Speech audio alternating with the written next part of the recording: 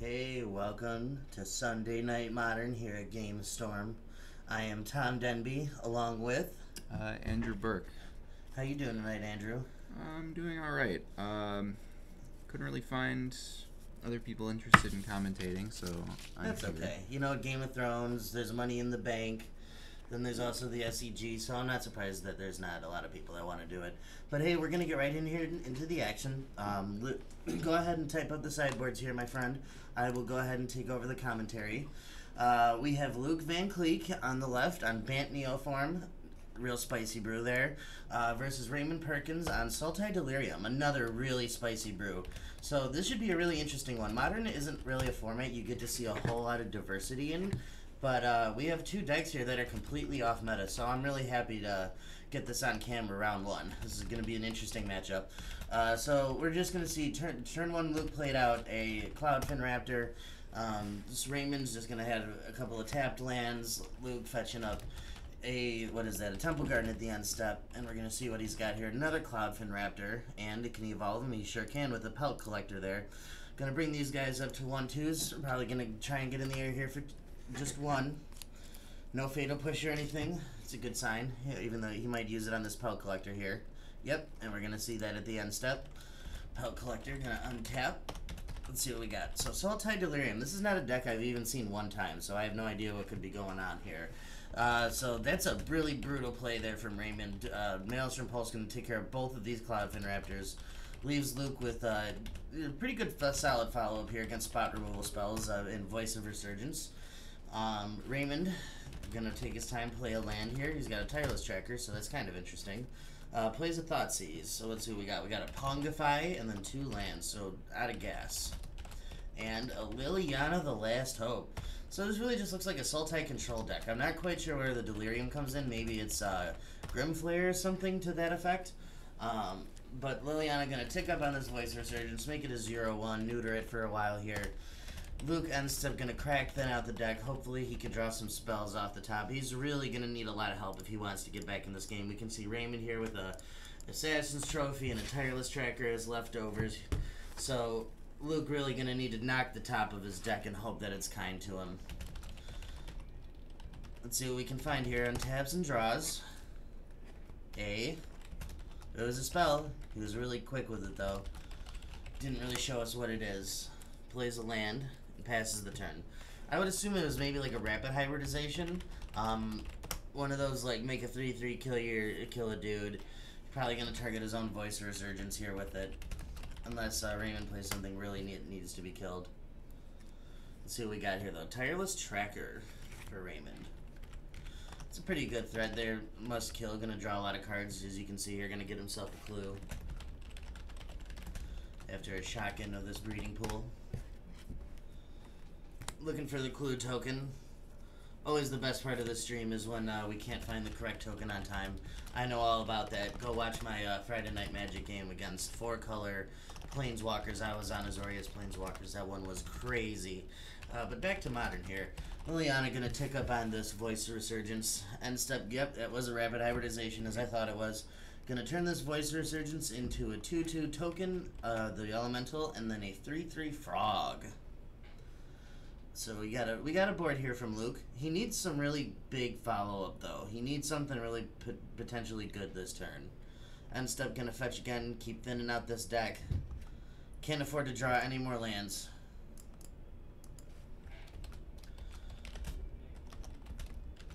I'm not sure there's a lot of cards that even get him out of this spot at this point. Raymond is very far ahead. He still has this Assassin's Trophy in hand.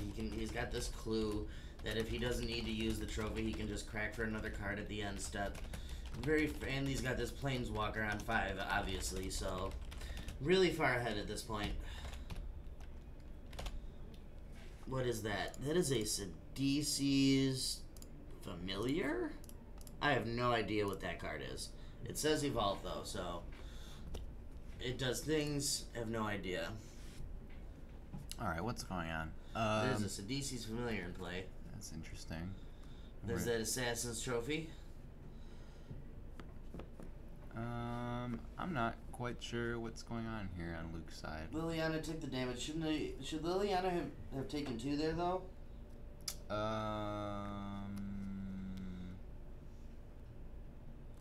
That's a elemental token. Assuming that token was attacking her, it might not have been. I mean, it got knocked down, so I would assume it was. Oh, okay. Yeah, I wasn't really paying attention to that. I don't know. I wasn't. When you started talking, I kind of looked away and wasn't paying attention. That's exactly when it happened. I mean, it truly doesn't matter. I mean, it's a 0-1 now, so. Yeah. It's a 0-1. This game is essentially over. Twitch chat, is anybody there while we're waiting, going through the motions here? Do we got anybody in the chat? Luke fetching up a breeding pool. I'm really wondering, like, it looks like this deck is just a bunch of small creatures that try to get in for damage. I'm wondering if he has some sort of, like, combo finish since he has Neoform in the title of his deck. He's just playing a bunch of +1/+1 creatures. And, like, Reclamation Sage he's got from the new set, too. He wants to just make a bunch of counters. He's playing very fair. Hey, Dennis, and, I don't even know. Other dude, what up? Yeah, I feel like... And Dennis, don't ever share my memes without liking them. That makes you a little bitch. He knows what that means. He knows. I feel like you might be playing a little too fair for Modern here. That's, you know what? That's exactly what I said to him earlier when I looked at this. I was like, wow, this is about as fair a Magic as you could possibly get it. Yeah, I know you did, Dennis. I did the same thing, so I'm also a little bitch. What is that? I have no... Oh my god, he's drawing cards off his deck. I know what that card is, I just don't know Oh, the it's name. Architects of Will. Yeah, okay. Yeah, so this is a pretty old deck. People used to play Architects of Will in like Death Shadow decks to enable Delirium because it's an artifact creature. Yeah, I would assume that he's got like Traverse the Elven Wilds and all that type of grindy game stuff. Really loves to play against a deck like Neoform. Yeah, because this just half his deck is removal, and especially with Liliana online, like I'm sure a lot of Luke's creatures are X1s that just die to uptick, so... Right, and then there's a ton of spot removal. He got 2 for 1 earlier on a Maelstrom Pulse. He's going to take 5 here. I have no idea if these life totals are correct. The big swing from this tireless tracker. Probably... Life totals are really irrelevant. It's really just a matter of time until Luke picks up his cards. His win percentage is exactly 0. Yeah, he's got to, like... Okay, he's... Neoform, what do we got? He's getting a 2-drop and putting a counter on it, I guess. Big game, potentially. I didn't see anything that gets you out of this spot here. Yeah, Scavenging Ooze. Okay. Okay, I mean... It doesn't get you out of this. That can potentially get big enough to favorably block Tireless Tracker. Yeah, but the Tireless Tracker is just going to draw too many cards. Oh yeah, it will. You're going to draw a removal spell. But, maybe it'll keep Luke alive for an extra turn. Goyf off the top there. Let's see what we can find. Grimflare. Yeah, so he's just got a bunch of threats now, and Luke doesn't have any way to answer them, and he's too far in the back foot here. Right. That's what I'm saying. Like, his hand is just straight gas. Uh-oh. That fade away, though. Yeah, I don't like Windows 10. Windows 7 doesn't do that. I really wanted to see what Luke's deck could do, but God, did he run into a bad matchup round 1. Yeah, I feel like any mid-range deck is just a bad matchup, right? Anything like that's essentially trying to, quote, Jundam out, you know what I mean, just grind you down with card advantage. Not what Luke wants to play against. Luke would love to play against something stupid like, I don't know, Tron or Storm that he could just blitz, right? That's something that's not going to interact with him very well. Is this deck even that fast though? I'm not sure. He showed me some really explosive draws. Okay. Like it has a very potential to just get out underneath anything Tron can do. Okay. Like that's what he was saying. He wants to prey upon these these non-interactive decks in the format. This is a very interactive deck. That's all that Raymond really wants to do is interact.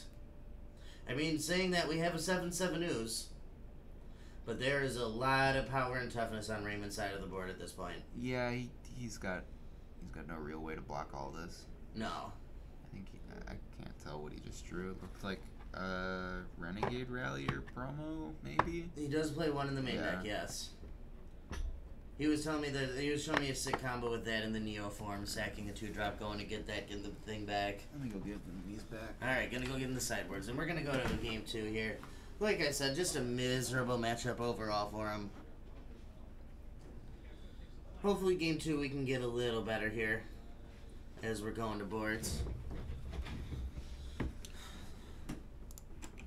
Alright, so read it off to me.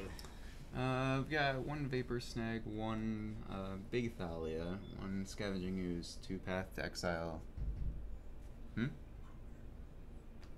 I mean, it should be fine. I tested the audio. I think I should be alright. I can turn it up if it's a problem. A couple of weeks ago. Yeah, this is a new soundboard though, so I think we're fine. Okay, for sure. 1 Aven Mind Sensor, 1 Eidolon, 2 Damping Sphere, 1 Selfless Spirit, 1 Evolutionary Leap, 2 Spell Pierce, 2 Knight of Autumn. I don't know, like, you probably want to bring in anything that helps you win a long game, because you're not winning quickly, I don't think. I like the Selfless Spirit, the Evolutionary Leaps. Path is fine. Yeah, Path is good against, like, the bigger threats. And I like Scavenging Ooze as a way to control the graveyard, maybe potentially keep him off Delirium. Not a whole lot else, though.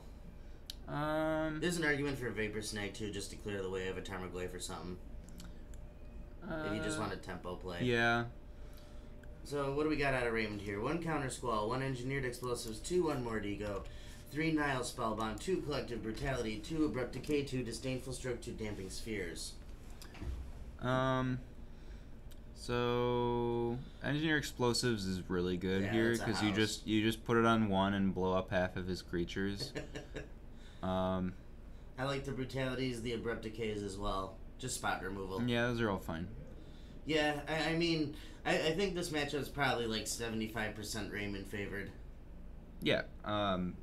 Luke is just trying to play way too fair for Luke doesn't seem to have a card advantage engine of any kind, and you generally need that to get on like ahead of these types of decks. Right. He's just kind of playing out his like fair creatures and trying to get in for 20 damage. Yep. So Shaq's in a Cloudfin Raptor here. I mean, his hand looks pretty aggressive with the Deputy and intentions to interact. So if he can do it, it's gonna be with this hand. 8 is gonna shock himself down to 16 and play a Voice of Resurgence. All right, so this is a start. It's decent. Really, the only thing that matters is what Raymond does. You know what I mean? Mm-hmm. Raymond's cards are what determines this matchup. Oh, he's playing that Nissa. Yeah. When I played Sultai Traverse for a little bit, with like Snapcaster mages and stuff. I played a 1 of that Nissa in it. Okay. It's really cool to like, because you can use it to like just put lands onto the board or flip Tarmogoyf onto the board or stuff like that. It feels really good. She feels really good against like the control decks too. Just lets you just grind out games, just grind all your bad cards to the bottom. Mm-hmm. Shocks and bolts into play, bolts himself into play. A lot of breeding pools. What does he have for 2 mana? Collective Brutality. Yeah, that'll probably clean up one of these creatures. I'd imagine it cleans up the Voice. Maybe unless he can't deal with the Cloudfin Raptor getting any bigger. 2 modes. Well, I don't know. I feel like I take out the Cloudfin Raptor here because Tarmogoyf is in his hands, and that just stonewalls the Voice forever. So that's true. Got that Neo form too. That's big game. Yeah, it's pretty good. Gonna strand you with limited All-Star from its time, Young Wolf. 1/1 with Undying, and a new card in Deputy at Attention. I'm a big fan of that one. Yeah, although I don't know it's very good in this matchup. Generally, Deputy is pretty mediocre in matchups where your opponent has a lot of removal spells. Yeah, it's probably just he has too many cards that don't do enough. Mm-hmm. Yeah, you know, it's probably like good enough here, but I want to be constructing my deck in a way that I board it out in this matchup. That's true. I can get behind that. We're gonna see a Grim Flare here. tapped land. So we got sorcery, planeswalker, artifact, Yeah, creature, he's land. he's definitely got delirium. Yep, he's got super delirium. So He's got 5 card types in his this yard. thing gets to block pretty much everything for a while. Oh, there's a 6 card type. This Tarmogoyf's going to be massive. Mm-hmm. Unstep rapid hybridization here. Also a fetch. Gonna make himself 2 3/3s for 1 mana. That's pretty good. I mean, he loses voice resurgence, but it just gets bigger. Which in this matchup, I think is how Luke wins. He just has to kill Raymond before Raymond can stabilize. Yeah.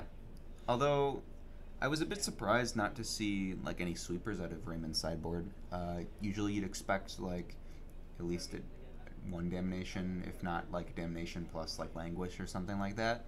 I can see that. Yeah, So gonna get in a big attack here actually for 1, 2, 1. Does he have it? No, he does not have delirium.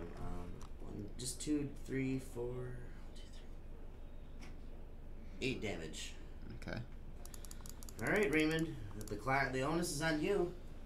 So If he can answer this, he has to he has to have a removal spell for it. If not, he probably loses here. He doesn't have it though. He has a fatal push, but he can't trigger revolt. Yeah, I don't really see how he's getting out of this then. Tarmogoyf is not good enough. I mean, if that land enters untapped, which it does. Oh, he has a fetch. Yeah, he has a that's collective fine. brutality that he can also That's cast. fine. Oh, he didn't do it. Well, he's gonna. Oh, right, the revolt. He's gonna do it. He's gonna do it in combat and get. That's gonna feel really bad. If he like swings into it, he has to think here. There are a lot of things that Raymond could have. He could have an Abrupt Decay in hand. He could have an Assassin's Trophy in hand. He could have a Fatal Push in hand, and all of those just make Luke basically lose on the spot if he swings all out here. So my question would be, how much better does it get for Luke if he waits and gives Raymond more draw steps? The only thing I can think is that his win percentage just starts going down and down, right? So I think that That's true, if Luke doesn't kill him like this turn or next turn, he's just gonna die. Mm-hmm. Like this, the Goyf has to block this elemental. 1, 2, 3, 4, 5, 6. It's a 6/6. Well, I mean, it is. 1, It 2, is right 3, now, but 4. Fetch. I mean, it is a bit strange that he's fetching now. Before attackers, yeah. Yeah, I'd usually want to wait for Luke to commit to an attack before doing that. Well, you could think that you just want to put Luke on not attacking, maybe.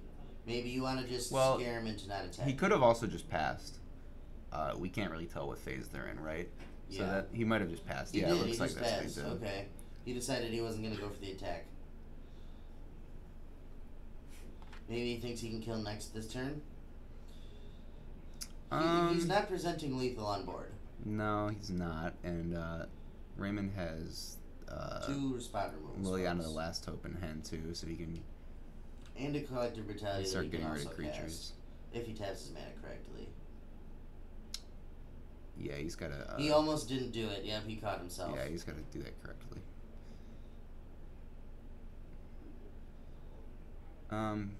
No, he's still not quite doing it correctly. It took him a second. There we go. We'll forgive you on that one, Raymond. You're in a little bit of a spot. So that's, Kill this experiment one. Yeah. Yep, that's huge. Play a forest, collective brutality. I don't. What I mean, what are you targeting with it? Nothing. Yeah, I guess. You're right. I mean, you could drain for 2. I don't think he needs to yet. What does he have here?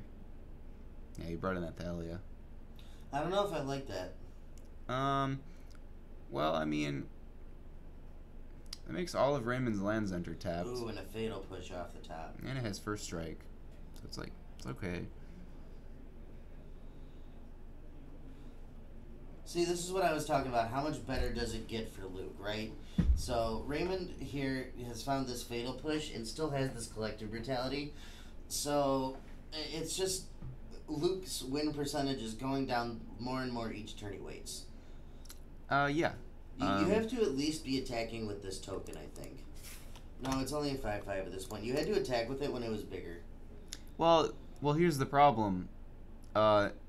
I mean, Luke didn't know this, but if he had attacked with the token, he would have lost it because of the... Right, but you're now just losing. You know what I mean? Like, you're now just being ground out. You have to play, in my opinion, you have to play in the way that gives you the best chance to win.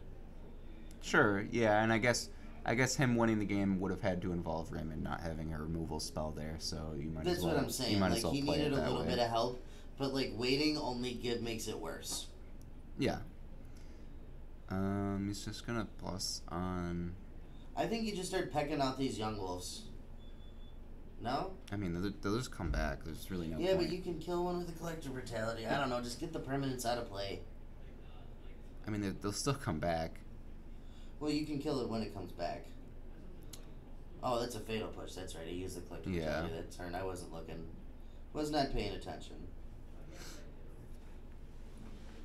He can start swinging now. I was gonna say, I like a swing with the flare here. Maybe if you don't have a land in hand. I wonder does he have any creatures in his yard? I don't think so. No, I mean, how would Luke have killed any of his creatures? That's true. He can swing in with the flare first, and then use the trigger to try to find creatures. Yeah. Or he's just gonna shrink the frog and try to get in.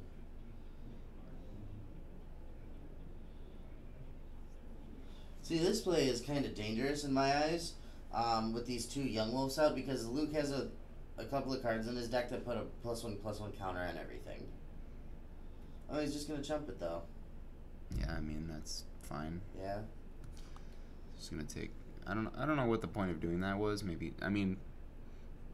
I guess it was 2/2? it was a pretty free block, I guess. Yeah. You save a point of damage, you make it a 2/2. I mean, that is one of the ways that, like, Luke can steal a win here, right? Is cheekily find something off the top and hit Raymond really quick, really hard. Right. Ooh, Strangleroot Geist. Is that it? That's lethal. I don't know why the young wolf stays back, though. It's not lethal now. Right? Well, the frog needed to come in too, because the frog has a power. Yeah, the frog is a 1/2 attack's right bad. now. That attack's real bad. If you attack with everything, you just win. I mean, Raymond has a card in hand, sure, but, like, you're at 12, you know what I mean? And here's that Engineered Explosives. Well, there would have been a swing for 2, 4, Raymond's at 3. 5, 6. And now he's Yeah. just going to lose to this EE on 1. He played this game way too conservatively, in my opinion. I mean, even if not swinging on the turn with that token is correct, when you draw that Strangleroot Geist, you're definitely supposed to just go for it. Yeah, I think so. Although, yeah, now he's just going to be buried by Liliana Emblem, too. Right, that's what I'm saying. Like, you can't just...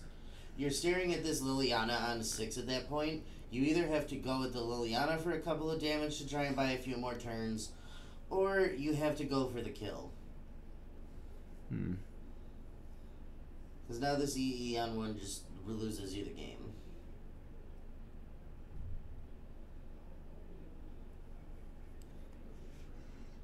You were never going to get a better opportunity. You know, Raymond had attacked, tapped one of his blockers.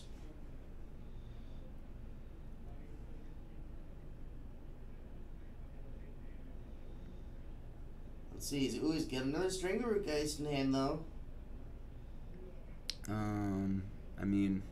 It lets him get in for another point of damage here with that frog. The big brain plays. Yeah? Yeah, it does. And then you lose. Yeah. Because, I mean... Here's the other thing, okay, about playing these type of fair decks, is you sleeved up this deck for a reason, right? You came here to be very aggressive and play this fair game of Magic, yeah, and he realizes he lost. So, Modern's a format where it's just like, if you know they're playing cards like Engineered Explosives or like Maelstrom Pulse, in a situation like that, you kind of just can't afford to be conservative.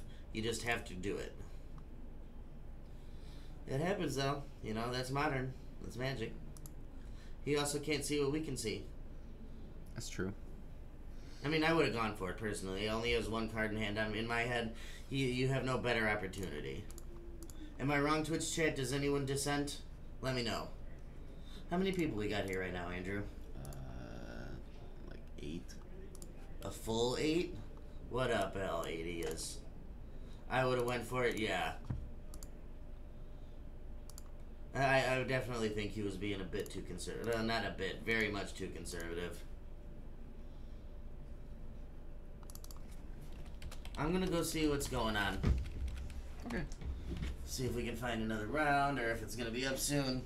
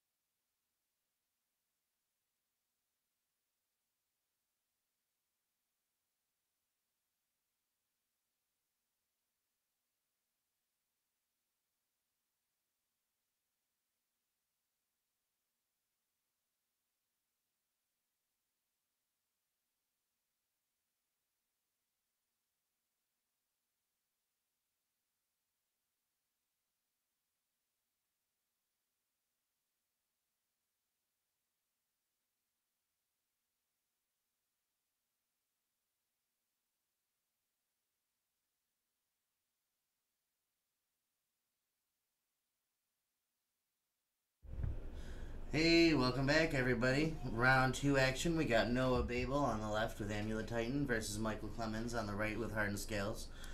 So, this is a matchup that I really think comes down to, at least in game 1, who can go faster. It's just going to be two ships in the sea trying to get their, quote, combo off as fast as they can. Amulet Titan, a big mana combo deck, whereas Hardened Scales is just like a synergy-based artifact deck.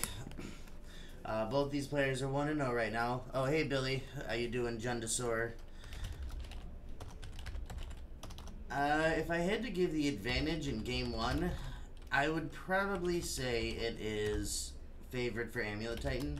I don't exactly know how the matchup plays out, but I think that they just probably go a little bit faster, especially if they win the die roll.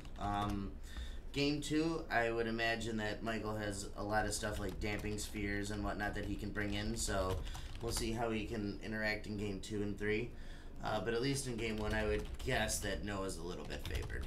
I could be wrong about that. I don't know how, like I said, I've not seen a lot of Amulet Titan versus Hardened Scales. If ever. I don't know if I've ever seen this matchup play out. But, you know, which is weird because these are like two of the probably like tier 1.5 decks in the format. Not like quite the best decks, but that are very good and always prevalent. Amulet Titan might be a little bit nearer to tier 1 status than Hardened Scales. But, you know, both these players are very skilled at these decks. They play them a lot. Michael especially, he plays a lot of Hardened Scales up here. And he's a good guy. I wanted him on camera for round 2. I like Mike. He's cool. I don't really know Noah that well. I've never really had a chance to talk to him, but he seems alright. I'm gonna keep on shuffling. Just trying to buy some time here. What's up, chat? Anybody got something to say? Who do you think wins this matchup? While we're waiting for these guys to shuffle.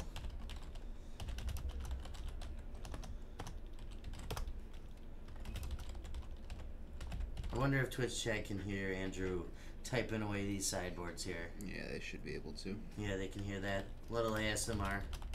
Titan? Yeah, I kind of thought so.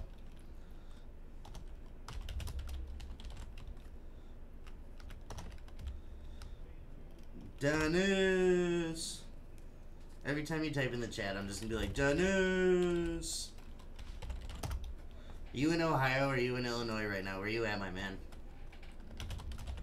And regardless of where you're actually at in the world, why aren't you here? Playing some Bant Coral Helm or something stupid like that. Illinois? Word, son. Yeah, now you have no reason not to even be here.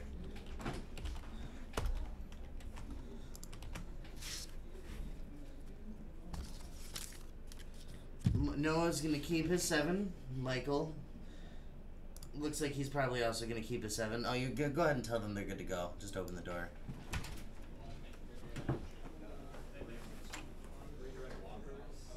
Because I was there yesterday at home with the baby tonight. Fair enough. Did you play? You played in the 3-man event? How'd you guys do? I didn't actually see how it turned out for anybody. If anybody else in the chat played yesterday too, let me know how that went. I would love for them to do a team standard thing here. That would be sweet. I got 6th. Hey, congratulations. So turn 1 to Amulet of Vigor from Noah. Turn 2 plays a Selesnya Sanctuary. Bounces lane. Turn 1 Arcbound Worker from Michael as a response. Gonna play an Ancient Stirrings. Yeah, we took 8th. I only won 2 of my matches. That's rough. It happens. Karn the Great Creator gonna be found off this Ancient Stirrings here for Noah. Passes the turn back. Michael. Gonna play an Inkmoth Nexus and a Steel Overseer. One of the biggest hitters in this matchup. That card is very powerful. He's got 2 more of them in his hand and a Hangerback Walker.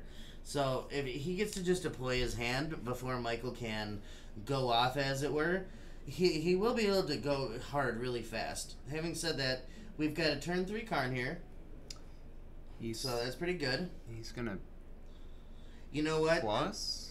No, you know what's gonna happen? He's gonna minus and get Mycosynth Lattice, yeah, and right? then yeah, exactly. And then Michael's going to lose this game. I didn't even think about that. But yeah, just realizing that the Karn combo is now in this deck, Michael's win percentage goes down like 40%. Because 90% of the permanents that Michael's plays are artifacts. Yeah, also, he's just playing a Stony Silence that is immune to all 4 Nature's Claims that are in Michael's sideboard, which is really unfortunate for him. Yeah. So this is gonna suck. His artifacts already can't activate their abilities, so the Steel Overseer can't tap. The Ink Moth Nexus, it can activate, but really, who cares? So I he's mean, gonna his- have to he's find got- a way to kill this through combat then. Yeah, and it's got 6 loyalty, and you can No, see Michael's just no, gonna scoop it up. no, He knows that not game's gonna just try. over. 2 of his lands are done. 2 of those Darksteel Citadels. Wow, that was obnoxiously brutal. That was bad. I'm so sorry, Michael. I didn't even think about Nukarn. Yeah, Nukarn makes this matchup almost impossible for Noah to lose. How the hell? I didn't even think Amulet Titan was going to be playing this thing. They're not. He is. But- Noah is? Yeah. That's why when he played it, I'm like, wait, what the hell is that? Is this a Tron deck? I don't Wow, that was silly. Look at this sideboard, too. This guy is a total man.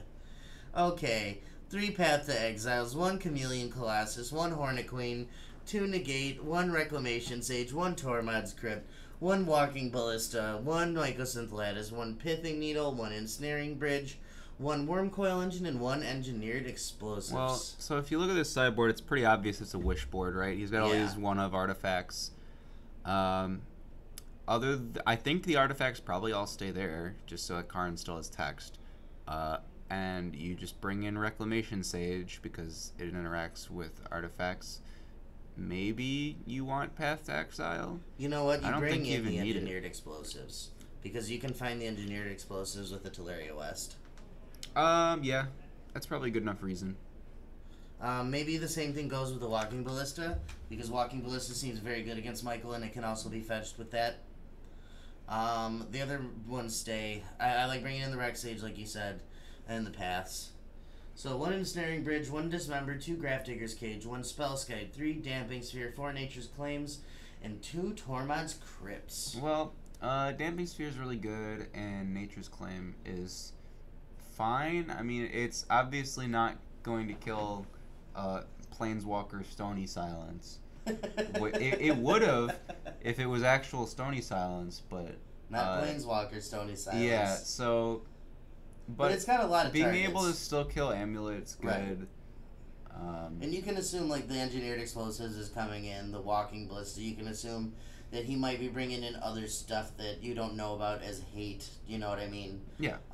So I would assume that at least some number of them are coming in. Having said that, I don't know how Michael wins this matchup. This seems like, because Noah's playing that Karn, it seems like the matchup went down like to impossible. It depends on how many Karn he's playing. Also, it depends on how fast his start is. So if Michael can get stuff out before Karn comes down, he can probably just kill it through combat if he has a well-developed board. If he doesn't, by the time Karn comes down, the game's over, as we just saw for Game 1. So Twitch chat, what did you guys think of that? How sweet was that Karn out of the Amulet Titan deck?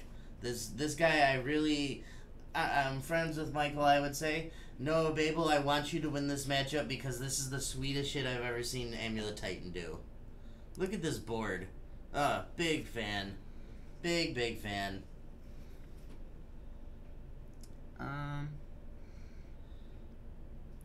Yeah, so Yeah. This isn't a super fast hand from Michael, but it has a lot of stuff to do. Yeah. And Stirrings can turn into basically anything, so it's good enough. Exactly, Dennis. That was disgusting. Send it. Send the Karn in the Amulet Titan deck. That's actually really gross. The way he set up his sideboard to just accidentally beat every deck. You can see there's the Karn. I don't think he has any kind of like fast mana in this hand though, so he won't be getting it down super early. He's got an Amulet of Vigor, so if he finds a bounce land, he will. Yeah. And he also has an Azusa in there. I think this turn he probably either Stirrings to find a bounce land or plays Amulet. Yeah. What do we find? Coalition Relic, another Karn. A land, as we saw. Coalition Relic's not very popular in this deck either. He's got a few off-meta choices. I actually, this deck has started to play that as a one of. I've seen it in a lot of the builds. Okay. I actually like either grabbing as he did the Coalition Relic or the Engineered Explosives. The Explosives just like, at some point you could 5 for 1, Michael, you know what I mean? On all those 1-drops. I like being maybe a little more aggressive here with the Coalition Relic. If he thinks that he's just going to use that to ramp and win the game and not care what Michael's doing. That signals to me, like him taking that over the EE signals to me that Michael is in a lot of trouble. Because Noah just clearly does not care. He just says, I want to win this game. Ancient Stirrings. This is another new card in Karn's Bastion. Oh, I'm a big fan of that card. I'm playing it in Standard. Got a lot of choices here. Mox Opal, Welding Jar, Walking Ballista. You need the threat. His Hangerback. His hand's very threat light. Probably the Ballista or the Hangerback Walker are a decent choice here. I'm not sure which one you actually take, though. Hangerback Walker's more resilient against removal. Oh, he takes the Mox Opal. He is a little choked on mana, so I guess that makes sense. He can do another Stirrings here. Yeah. I actually agree with that. And the threats that were in there are not the best. Like, this is a much better threat in an Arcbound Ravager. Yeah. I like that line a lot. Ballista for a shot to shoot down Karn. That's a possibility, yeah, that's too. pretty decent. The problem with that is he has no reliable way to tick Ballista up. He doesn't even have 4 mana in play. And Karn it comes down with 5 and goes to 6. Yeah. So maybe if he had a Hardened Scales in play, I could see doing that. Oh, and he drew a Rex Sage. Yeah. His mana base looks a little weird here. He has Talaria West as his only other land, I think. He has another Talaria West in his hand. That doesn't really help. I mean, he has a Gemstone Mine that's about to break, and then only blue mana. If he finds one more land here, it lets him play this Coalition. Ooh, that's pretty big. This Nature's Claim. So this is how Michael wins this game. I'm just gonna call him Clemens. I want to call him Michaels so much. There's a bounce land. That would have been amazing if this thing had lived. Now he's gonna just be very slow. Yeah, he's just gonna play this and bounce the mine, I think. I mean, having said that, his hand's still very good. Like, Michael has to kill very quickly. Because this Karn comes down next turn. Turns off the Welding Jar, turns off Arcbound Ravager, Steel Overseer. Well, I mean, Mox Karn's Opal. kind of irrelevant now because in response to Karn, he can just make a creature big enough to kill Karn. That's true, but then you also just have the Rex Age to follow up and kill it. So then you leave Michael with no permanence. Yeah, depending on how he plays it. Plus, you still get 1 activation out of the Karn. So you could just go find the Game Ender. Draws another Gemstone Mine. Gonna deploy this Coalition Relic, it seems. Yeah, I mean, it's looking like he might just be a turn too slow here. We'll see. He's got 5. He's gonna have 6, 7 mana next turn. No, more than that because he can have an Azusa also. So, what are you doing then? You're gonna Karn tick down to go find what that you can cast for 3 or less that can potentially stabilize, or you don't even maybe need to. Maybe you just go find like Wormcoil for next turn. Wormcoil is okay. You can put explosives on 2, maybe. Explosives on 2. That pretty seems backbreaking. That seems bad against Welding Jar, though. That's true. Oh, well, Karn turns off Welding Jar. That's true, but he's got more than enough power on board to remove Karn, so I don't think he cares. Because he can still Maybe you activate just Overseer. Get the Mycosynth Lattice, turn off all the stuff, and then hope you can win from there. Or maybe you find an Ensnaring Bridge and hope you can dump your hand. That actually seems like probably the most efficient line. He's gonna sack Mox Opal, make a Servo, cast second Mox Opal.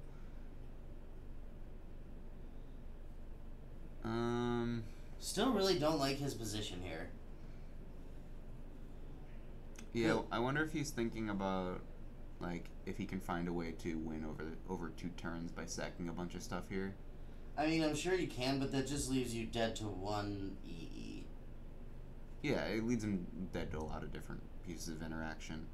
So I think you need to find a way to win for sure in 3 turns. Because I think going for a 2-turn win is way too greedy. Mm-hmm. Let's see, 4 counters. Yeah.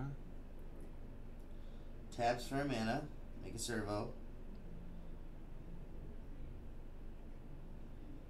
Put a counter on everything. I mean, you might be able to win next turn here. His creature, he's got a very large force. Play another animation module. You can sag both of these to a Ravager. That's 7 power, 2 servos. Are 10, 11, 12, 13, 14, 15. Yeah, he can for sure kill in 2 turns here. There's no doubt about that, actually. Yeah, it's pretty easy from this point. Noah has to do something now. Which he can. He has a lot of options. He has a lot of mana next turn. And I believe 2 of those servos in play right now are summoning sick. Correct. So he's got 7, 8, 9, 10, 11, 12 damage coming across this turn. So Yeah. pretty easy to do that over the course of 2 turns. Yeah, no, I didn't consider like all these dork artifacts just turning into servos. Yeah. With the animation module. That was where I was wrong. Charge counter gonna go on the Coalition Relic. We're gonna need something big here. Draws an Ancient Stirrings. That's decent.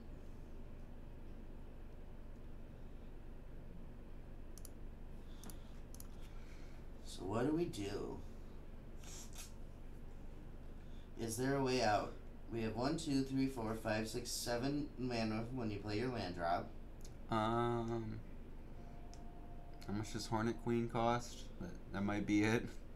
If he has Summoner's Pact in hand, I don't know if he does. No, he does not. Okay. Yeah, I don't know then. There's not a lot. He's gonna try. He's gonna see if there's something he can do. Okay, so Karn costs 4 mana. You go find EE. And then you play EE for 2. Put it and on then you, 2? And you don't have enough mana to activate it. Yeah, if you get And that if you still get doesn't get you out of explosives, if you get explosives, you just lose. So what else then? You go find Ensnaring Bridge, and you can't. It doesn't matter because you can't get enough cards out of your hand. I mean, I guess you can go play Karn, play Rexage, target Arcbound Ravager, but that doesn't seem great because you're just dead. Yeah. Yeah, I don't see a way out of this without exactly Hornet Queen in your hand. And even Hornet Queen doesn't do it because whichever creature is unblocked, you just go all in on. Right. You know at that point the coast is clear. So yeah, I think we're going to see a game 3 here. I think if Noah's given one more turn, he might be able to win this game.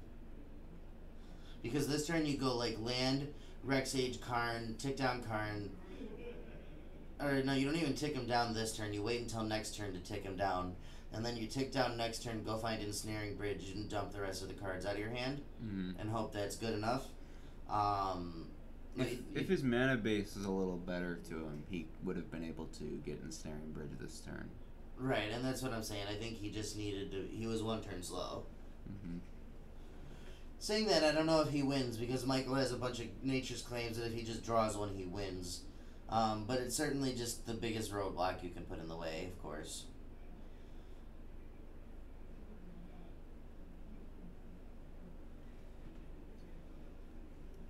I'm not seeing anything in his board that does it.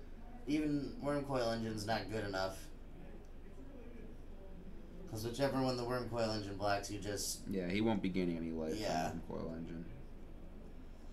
Nope, I don't see it.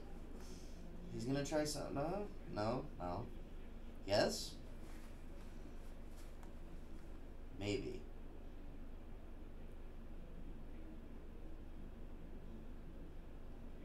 He doesn't know.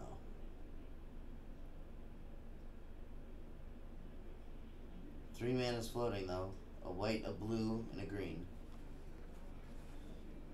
He's doing a lot of math. I really just don't think the math matters because the Arcbound Ravager just kills regardless. And I think Yeah. Noah's finally realized that, and we're going to go to game 3.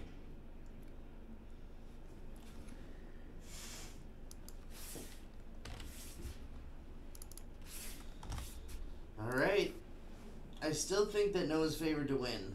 He's on the play here. Michael was able to come in underneath what Noah's trying to do very quick, and Noah's mana did punish him. Losing that Amulet of Vigor on that turn that he did was really rough too. Yeah, he would have been able to generate a lot more mana. Generate a lot more mana and not be that turn behind, because that turn that he had to play that tapped land really slowed him down. Let's see if he can put it together here, though. Still rooting for him. I love this Karn version of Amulet Titan. I think it is sweet. I'm wondering what he's cut from the deck to make room for it. He might have done like the Summoner's package. Just take it I haven't out. seen any. Um, I mean, you could also just go down like Sakura Tribe Scouts for a couple of Karns and then fix your boards that way. yeah, you could do that too. Yeah, I mean, we haven't seen many like Mandor creatures at all, so. I mean, you could definitely just trim 2 cards for 2 Karns, and then put in a whole bunch of board cards for that. Yeah. And it just lets you be good against such a wide variety of the field in game 1. Oh, and we got a pro cut here from Noah for that hot Sunday Night Modern. Let's see. Come on, guys. Keep 7. I mean, There's a Karn. he has lands and amulets, so that's definitely a And keep. Ancient Stirrings. Yeah, that's a good hand. And an Azusa. Oh, man. His hand's like the nuts. Yeah, Michael's hand has 2 uncastable hardened scales, so he's gonna ship it back. Yeah, Noah's hand, like I said, it seems like he might have drawn the nuts. Because he's got to turn 1 Sakura Tribe Scout and win the game on turn 3. It doesn't really matter. Yeah. Really excited for this build. I know I've been talking about it a lot, but you don't see a lot of good innovation in Modern, especially to established archetypes like Amulet Titan. You know, maybe you'll see like, oh, I made 1 change to the sideboard, haha. You know what I mean? This is a totally new way to play this archetype. And I think that's awesome. What do you guys think, Twitch Chat? Did he do a good thing here, or do you think it's trash? I think it's sweetness.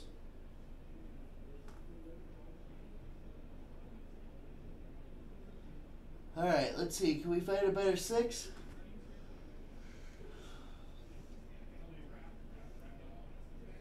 He's going to need a good pile of 6 to beat this hand. I mean, his hand seems good. Yeah, he kept it right away. It's good enough. Welding Jar, Inkmoth Nexus, 2 Hardened Scales, Forest, Arcbound Ravager. Turn 1, Sakura Tribe Scout. Gonna be met with a turn 1 Hardened Scales. Ooh, and a Boros Garrison off the top. That's really big. Oh man, look at the gas off this Ancient Stirrings. He doesn't even need to take the amulet because he already has one, so he can grab. It might just be the bounce land here. Yeah, it could be just a Simic Growth Chamber, just to really keep him going, or he's gonna take a second amulet. I mean, yeah, double amulet's also very good. Yeah, it's pretty abusive. Plays a forest, plays an amulet. Yeah. Drops in this Boros Garrison. Trigger off the amulet, gonna bounce the Boros Garrison. Play another Amulet of Vigor and pass the turn. And you can see Michael, oh my god, I just lost the game. That's what he just realized happened. Yeah, I mean, Karn comes down next turn, and it's just over. Yeah, Karn comes down and finds anything. Another Hardened Scales followed up with a 1 mana 3/3 and Arcbound Worker. That's pretty good value. Doesn't really matter. What do we got here? I like playing Azusa. I mean, yeah, you can play Azusa and Karn. You make 4 mana. Play a Karn. Oh, he just did it. He just didn't even bother. Oh, he still has the, I mean, he can minus and cast literally anything from his board. yeah. It might just be Mycosynth Lattice. I was gonna say, it seems really good here. Yep. Yeah. Womp womp. Drop in this Boros Garrison, create a bunch of mana for. Yeah, and Michael says, we're just done here, man. You're an idiot. I could feel the salt off that scoop. That I would have been salty too. Oh boy, this guy's playing Amulet Titan. At least it's not Tron playing this stupid Karn. Oh, wait. Oh, that was rough to watch. I loved it though. Big fan. Big fan. Alright, guys, we'll see you back here in a bit.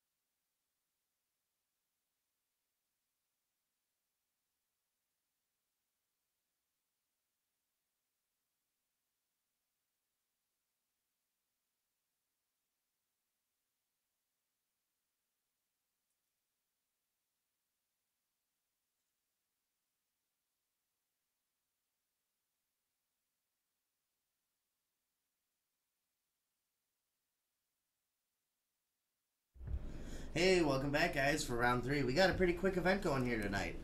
So we're just going to get right into it again. Dan Krapu on the left versus Alexander Gabriel on the right. Esper Control versus Golgari Midrange. Two of the house favorites here in Dan and Alexander. Alexander being the modern, the boogeyman, the Gargamel of the modern format, if you will. Dan Krapu, just like the most bro-y dude I know that plays Magic, sitting out there with his wife beater, yellow wife beater, and gym shorts. How many rounds tonight? We got 5 rounds tonight, Dennis. Somehow managed to get 5 rounds in fighting with Game of Thrones and Money in the Bank. So we're really happy you guys came out, because I'm not watching Money in the Bank live to do this commentary for you guys. So you should be really honored.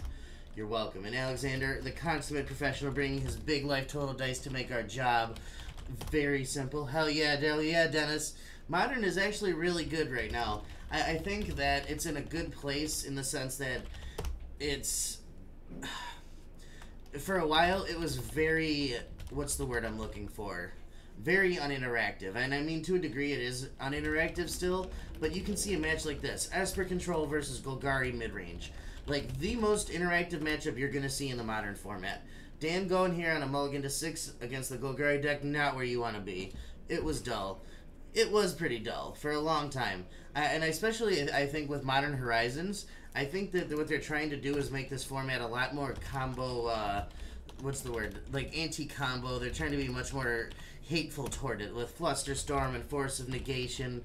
So I really think that they're trying to make these fair, interactive decks fight a lot more. By the way, guys, what do you think of these spoilers? We got Flusterstorm, Force of Negation, which is just like the new Force of Will. Let's talk about Modern Horizons. This set's gonna be sweet. But before we do that, let's get right into the action here. Dan Krapu gonna play a tap Celestial Colonnade. Alexander gonna play a Blooming Marsh into an Inquisition of Kozilek. Dan has a really good mulligan to 6 here. We can see Absorb, Fatal Push, Path to Exile, Cryptic Command. Alexander gonna take this Absorb. Gonna see a land drawn off the top, land for Dan, and then pass the turn. Alex gonna mess up his whole deck as he draws another Inquisition. That's really good. Gonna be able to take one of these spot removal spells. Takes the Fatal Push, the much better choice. Oh man, and a Thoughtseize. Gonna take himself down to 18, but he's gonna take this Cryptic Command here too. That was a good draw here, this Hieroglyphic Illumination. It lets him, if he can find another land, he'll draw 2 cards, which is a good way to get out from underneath this. All this discard and mulligan that he had. But Liliana of the Veil gonna really put the pressure on Dan's hand. Each player discarding a card. Now we're gonna see a Nile Spellbomb here. Not the worst. It protects the card that's in Dan's hand in the sense that he can cycle it and exile the yard at the same time, which is good against like the Goyfs in Alexander's deck. Alexander gonna tick up here, fetch in response from Dan. Gonna go find himself a Watery Grave. Untapped, gonna put himself down to 18 as well. I'm assuming we're just gonna see him cycle this Nile Spellbomb in response. See if he can find something he wants to discard less than the Hieroglyphic Illumination, which he does in the Celestial Colonnade. He really wants to find an untapped land here. He's in a very bad spot. Oh man, and another Thoughtseize from Alexander. This game's about over, so, oh no, you don't cycle in response. Takes the path anyway. Yeah, you just lose the path. Oh, and a Tarmogoyf. Empty-handed here from Alexander, but with a Liliana 6 and a Tarmogoyf in play, Dan just going to play that land that he wanted last turn and pass. Oh, this is rough. Assassin's Trophy going to take care of your Celestial Colonnade. Liliana's going to tick up to 6. We got land, instant sorcery and creature from Alex. Land from Dan. I think the Tarmogoyf is a 5 power. Our land and artifact too, so a 5/6 Goyf.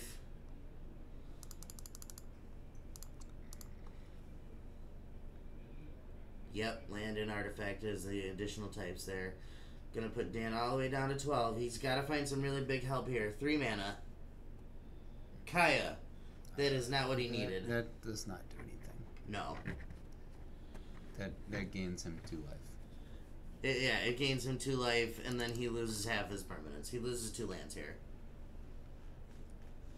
So I think, Alexander, if it's me, I just -6. You put the islands and the Kaya in one pile, and then two non-dual, the two duels in the other pile. Or maybe Kaya Island or Kaya Duel versus 3 lands. Maybe you can get 3 permanents out of the deal. Nile Spellbomb. The draw for Alexander's turn. Goyf only a 3/4? I mean, that seems right. We just exiled 2 cards from a graveyard, so... That's true. Alexander can tend to put Lily up to 6 or 7. That's fine also. No rush. I mean, what can Dan even draw to answer it? Yeah, I guess. I just really like doing it. Ooh, an Narset, Partner of the Veils. That's a card. Doesn't really have text here, but... I mean, it digs him. It does a search activation. It's something. He's still at 14. He has a few turns to sit here and get hit by this Tarmogoyf. Yeah. Dan, considering if he even wants to tick down the Narset, I think you do. Well, even if you do that, Alexander could just strip the card out of your hand and kill your Planeswalkers anyway, and I think Dan recognizes that. Yeah. Might want to tick down next turn when you have open mana to cast whatever. Alexander just gonna pass here? No. Is that what he just did? That doesn't seem right. Okay. I mean... It looked like with the hand motion he was passing. He's doing the Alexander thing, though. 3 permanents versus 3 permanents. I like this split a lot. He's recognizing Narset's the much more powerful walker in this situation. Yep. And you give him the 2 duels in Kaya. Kill the Kaya. Keeps his 2 dual lands. Dan in a very bad spot here. Draws a Snapcaster Mage for the turn. Does effective nothing. I mean, you can flash it in. Ooh, and a Dark Confidant. Yep, you made an Ambush Viper.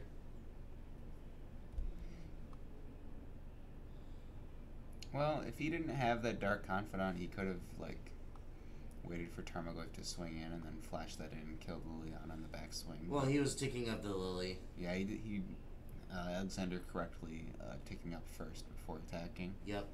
Alexander, master of the archetype. Ooh, gonna take 3 there for a Tireless Tracker. Alexander totally cool with that. Finds a land, too, to go with it. Plays the Tireless Tracker, plays his land. Oh, and it's a fetch land, too. About as good as it gets with the Tireless Tracker out. Discard your Inquisition of Kozilek. Combat, come in with a big old Tarmogoyf.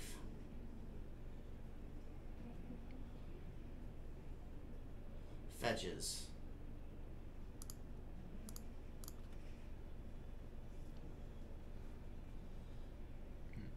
Dan just plays a land and passes. Dan's at 10. Yeah. His life total doesn't matter, though. This game's over. He could even be lower than 10. He could be at 9. Oh, I guess Dan didn't... Oh, Alexander didn't even bother rolling the die. He knows the game's over. Yep, there we go. Alright, that was rough. We saw that mulligan there really having an effect on Dan's ability to play this game. Plus double Inquisition and Thoughtseize on turn 1 and 2. That's almost unwinnable. How do you even come back? So from Dan, we have 1 Geist of Saint Traft, 1 Celestial Purge, 1 Tail the Shield Mage, 1 Bane Slayer Angel. You want to run those out to them? Yeah. 1 Surgical Extraction, 1 Cleansing Nova, 2 Unmoored Ego, 1 Dispel, 1 Ceremonious Rejection, 1 Disdainful Stroke, 1 Dovin's Veto, 1 Subtle Wreckage, and 2 Timely Reinforcements. So for this matchup, I like the Celestial Purge. He can hear you reading his sideboard. He's very upset. I don't give a fuck. Sorry. 1 Celestial Purge. I like the Geist of Saint Traft too as like a resilient hexproof threat. You can bring in Tail the Shield Mage just because it's like a 3-mana Leyline of Sanctity against all the discard. Other than that, so not a lot. Maybe Dan probably has a lot of cards that come out in this matchup. Discard spells generally aren't very good against these decks that just play top deck wars, like green-black midrange tends to. So whatever like Thoughtseize effects he has are probably coming out, which is probably like 4 to 6 cards at least. So Celestial Purge is very good. because you need Liliana answers, and that's a very clean answer.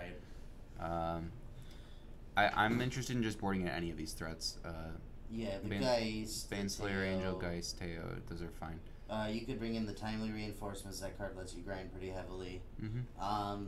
So here at Alexander, what do we got?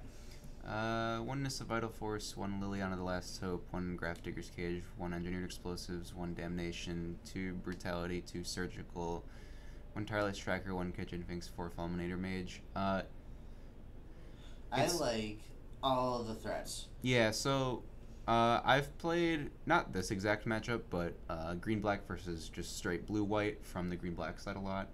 Sideboarding is very hard because a lot of your cards are very good in the matchup. So trying to figure out where to make cuts and what cards to bring in is very hard. As he just showed us there, he's bringing in 4 Fulminator Mage and both of the Planeswalkers, I think, and there were probably some other cards in there I didn't The see. surgicals I would assume are coming in, and then also I would assume at least the I tireless trackers. don't think surgical comes Not in here. surgical, collective brutality. My fault. Yeah, that would make sense. Just duress mode. That's what I meant. And then the tireless tracker is very good in this matchup also. So I mean, and if there's enough dead cards, there's an argument to bring in Kitchen Finks is just like a hard to deal with threat. Yeah, like that's basically what most of the cards that he wants in this match. Like he wants to see one of these like card advantage engines that's also a threat. Like if he lands Nissa Vital Force, the game's probably over. If he gets a chance to get any Planeswalker going, it's basically over. And Tireless Tracker is basically a Planeswalker, so that's the same. Yeah, kinda is. Fulminator Mage, you wouldn't think so, but it's like very good in this matchup, especially against a deck that's trying to run a greedy 3-color mana base. Yep. It can actually disrupt a lot of their game plan. In this matchup, he's playing 4 Stone Rings. I mean, 'cause Totally fine. he's trying to do stuff like put Absorb and Cryptic Command in the same deck, and that's pretty easy to disrupt with some land destruction. Yeah, and you can like very easily cut him off his Black Splash. Oh man, and he's immediately taking a mulligan. Yeah, he had only Celestial Colonnade and like Fatal Push as his 1 mana removal spell, so... Alex keeping. We're looking at another quick round here. I think in this matchup, Alexander's probably favored. Like on paper, Oh, yeah. he's got a lot of very disruptive elements. His removal lines up well against what Dan's bringing. He's got a lot of very good threats. And just being on a mulligan is so rough. Mm-hmm. I don't know. If I'm Dan, I'm tempted to keep that 7. It had a Celestial Purge in it, which is very good in the matchup. And if you draw like basically any land, you're fine. And mulliganing versus a Thoughtseize deck is generally 18. bad. So Dan's got to be breathing a sigh of relief that we didn't see turn 1 discard there. And we're not going to see turn 2 discard here either. Dan very happy about this exchange. Now he can chalk himself to 16, hold up this Logic Knot as a 4 spike. Hold up the Absorb. Fatal Push also. He's got options. So Alexander probably just gonna run out the Scavenging Ooze to bait a counterspell. He's looking at Tireless this Tracker. Tireless Tireless Tracker. Tracker is actually a 4-drop, despite the fact that it says 3 mana on it, because you want to be able to get a clue the turn you play it. Right. So he is just going to go with the Scavenging Ooze here. And it's going to meet this Fatal Push. Land? Ooh, there we go. Now we're cooking. Dan's in this game. Yeah, this is where he wants to be. Alexander keeping a hand that doesn't have any like turn 1 or 2 interaction probably means that Dan is in a good spot here. I'm going to see this Cryptic This draw this card. has to be countered. You can't let this resolve. No, absolutely not. Counter draws a card, draws a Thoughtseize. That's very good here, too. I like Dan's position. The Yeah, top of he's- his deck was very favorable to him. He's going to be able to take this second, the other Tireless Tracker, and then he can hold up Absorb for whatever threat that Alexander tries to present with. Mm-hmm. I do worry, though, that Dan does eventually have to stick a threat, and there are 2 Assassin's Trophies in that hand there. So he's got to get to a point where he can both play a threat and hold up a counterspell so he doesn't get Assassin's Trophied. And that might take a while, and by then, Alexander might have like top-decked enough threats to get back in this. For sure. I'm not saying he's out of the woods, but Dan's definitely not drowning like he was in Game 1. Yeah, that's Game true. 1 was an actual brutalizing. Nile Spellbomb. Gonna hold up this Logic Knot. You, Or might, you can just Snapcaster Fatal Push it. you might be able to just, yeah, you can let that resolve, because you've got plenty of ways to deal with it later. He's got a Spellbomb on the board, too. He can just make it a 0-1. Yeah, that's true. Let's see, what can Alexander find? Land and... Was that another Tireless Tracker? I mean, he should have 4 post-board, I would assume, so... If it was, that's very big here. If it resolves, probably won't. I was going to say, I think you just let it go for now. I think you're content to try and draw something else if it is the Tireless Tracker, because you really need that one to resolve. It's going to Field of Ruin something. I mean, they're all the same land. Nope, not going to do it. I like not doing it there. Save it for a Hissing Quagmire. Oh? Or a Treetop Village if he plays it. Gonna flash in this Snapcaster Mage instead. Alright, I'm down with that. Yep. Totally Yeah. fine. Pop yours, pop mine. Yeah, I think he realizes that the Snapcaster... Yeah, I was gonna say his Nile Spellbomb should be in the graveyard, and Alexander, with his Goyf play, not gonna miss that. That's very relevant. Artifact not easy to get in the yard. Supreme Verdict, the draw from Dan. Yep. Plays a Polluted Delta, gets in for 2. First blood of the match for Dan. Thoughtseize, land, Tireless Tracker, and 2 Assassin's Trophies, the hand. His Thoughtseize makes things kind of awkward for Dan. I mean, he is going to be able to absorb and then hold up the Logic Knot, though, so... I think Alexander might get baited into this right here. I don't think letting this get countered is too bad. If you just... I mean, I think if I'm Alexander, I'm fine with forcing Dan to 1-for-1 over and over while having a Tarmogoyf in play. Yeah, but Dan is a Supreme Verdict. I mean, you do have these, the leftovers.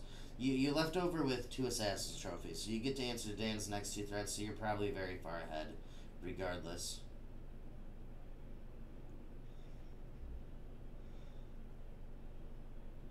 I'm very surprised that resolved.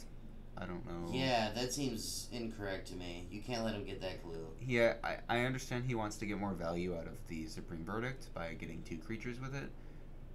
But at the same time, you really only got 1 creature with it because one of them replaced itself. So... Yeah. I mean, you do get to hold up the Logic Knot here, and he drew another Supreme Verdict. You do hold up the Logic Knot, which is good. Alexander gets to draw a card, draws a Thoughtseize. it was a Lily. Oh, it was a Lily.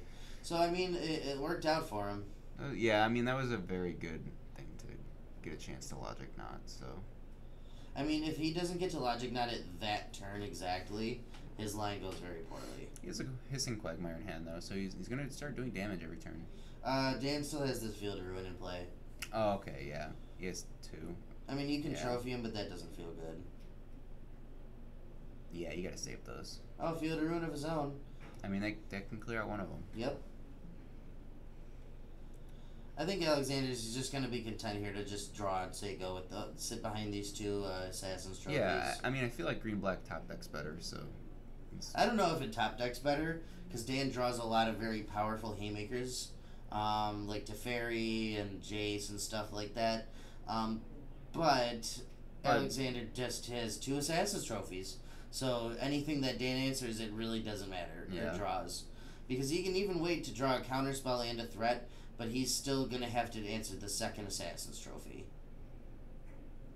He's just gonna burn one of his fields on dual land. Alexander can take this opportunity to remove the other Field of Ruin. I like that. Start getting in some beats with your not scavenging ooze, the land in your hand. Mm-hmm. Maybe he'll just wait till end step. I like waiting until Dan's end step. Maybe hope to make him use some mana and doing the Field of Ruin activation in response to take out one of yours. You could also just hold it and wait for a Colonnade to come down. True. That's probably what Alexander wants to do, to be honest. He's got the Scavenging Ooze to apply pressure, so he really doesn't need the Hissing Quagmire as of yet. So the Scavenging Ooze is going to get this Supreme Verdict out of Dan's hand.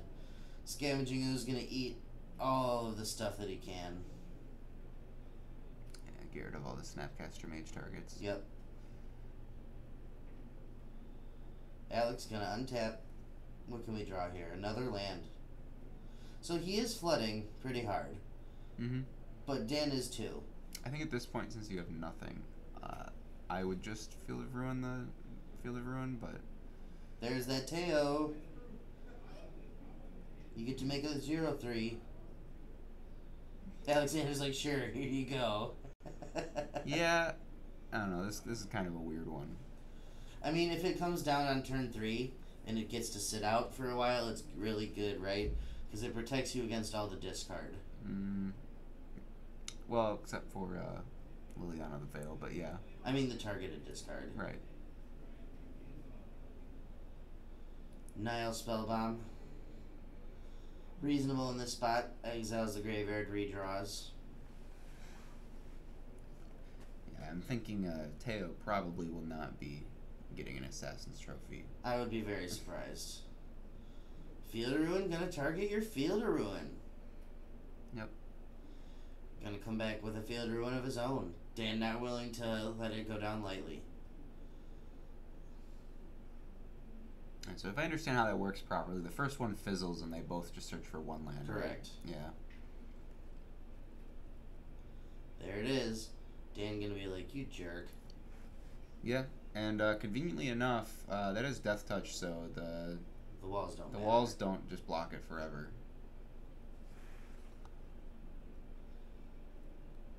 The walls not at their best in this matchup. No. Just a speed bump. Make another one. You found a path though, so that is an answer to the Quagmire there. Yeah.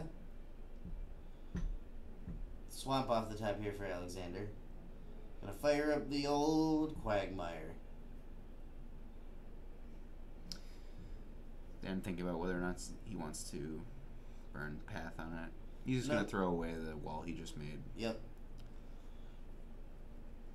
Another path. And that's a Snapcaster in Dan's hand. Yeah, so he's got a lot of answers to creatures. Although with the Spellbomb in play, the Snapcaster doesn't really have a text box. That's true. Path gonna eat this Hissing Quagmire. Alexander gonna go find himself yet another land. Ooh, that's a Liliana. Yeah, he doesn't have an answer for that right now. That's big game. He can flash in a Snapcaster and try to fight. He can, but she will be at 4, so he'd have to do it over 3 turns, and I'm sure Alexander will find something to keep her alive. That's true. In that He's got the time. Assassin's Trophies. Yeah. Yeah, Dan's kind of stuck here because he's got Path and Snapcaster Mage in hand, and there's a Nile Spellbomb in play, so if he What discards... are the odds that Alexander just makes Dan sack the wall? He can't. He's hexproof. Oh, that's right, that's right.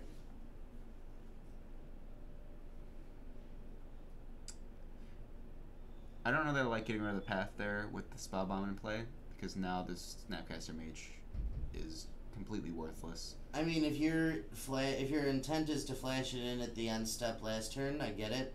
To start trying to maybe pressure the Liliana, Mm-hmm. but just holding it, I don't like. It's a detention sphere. It's pretty good. Yeah. Unfortunately, we'll probably get trophied, but it's...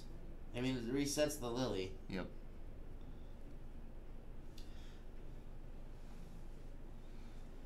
Yeah, if I'm trying to think of a list of things I want to Assassin's Trophy out of an Esper control deck, that's probably towards the top. Yeah, it's probably top 3, along with like Teferi and Jace. Mm-hmm. Looks real juicy here. Yeah. It's not going to do it. Oh, he is. Okay. Yeah, I was gonna say there's no world where he doesn't. There's a Bob in his hand too. What an animal. I mean, Bob's gonna. Oh no. Nile Spellbomb again. I was gonna say it's checked by the Snapcaster, but haha, no, it's not. Really like Alexander's position here. Yeah. This is how this matchup tends to go. This is like one of the only mid-range decks that has a solid control matchup, and it's just because of all the different little card advantage engines you have going on. Right. The thing is, too, like, all of your removal lines up very well against what they're doing. Mm-hmm. All your threats are, like, threats that are just potent against control in general. Trophy? What are we trophy in? Is he gonna trophy the Teo? I don't really understand why he would do that. Maybe he's gonna trophy the wall to kill the Teo? if he wants to trophy the wall, he can kill Teo this turn. No, he can't. Or The no, bot is not something this turn, not until next turn. So I would just hold the trophy. I don't really know what his plan is here. He wants to be able to take out the Lily. He's gonna pop the spell bomb first. See if he can draw something that you would rather discard. Snapcaster, in response, gonna path your Bob. Yeah, I mean, there was no real way for Alexander to know that Snapcaster was the last card there, so... Unfortunate how that sequencing lined up for him. Yeah, so, like, I understand wanting to preemptively pop the spell bomb, but, I don't know, it might have been worth it to hold on to it, to react to something. So now he has to trophy the Snapcaster Mage, which doesn't feel that great. Now he's just empty-handed, but, the Liliana definitely means he's ahead on the board. Oh yeah, for sure. What's Dan have, a wall? Well, that's the best. Oh! Yeah, that was the best possible top deck. Teferi. Draws another Teferi.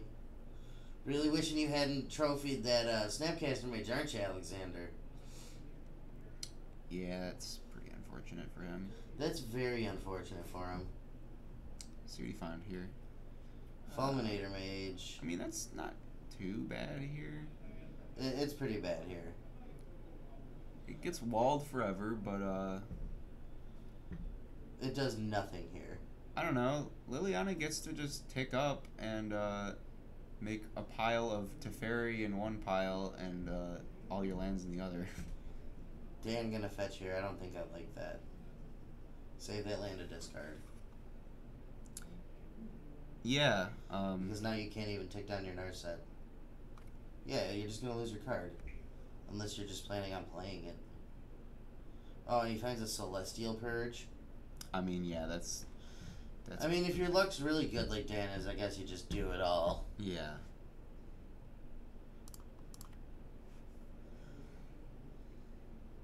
Sequencing be damned. And now we're just lost here, I think. There's 3 Planeswalkers. Yeah, he's just way too far behind.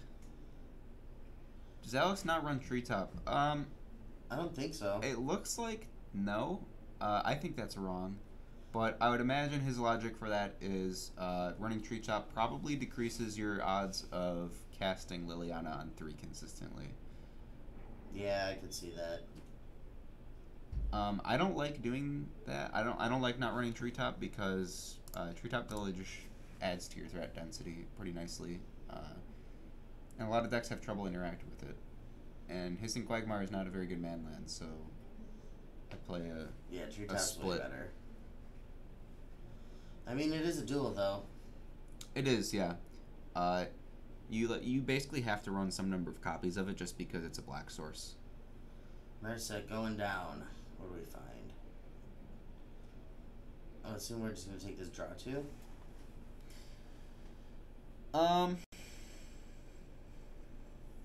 Yeah. Probably the best option. He doesn't need Geist because Teferi's about to win in the game.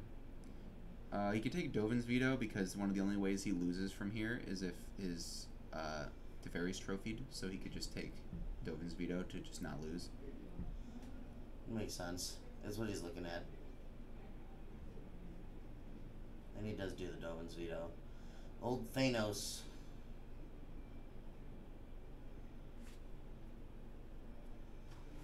Untabs 2 lands.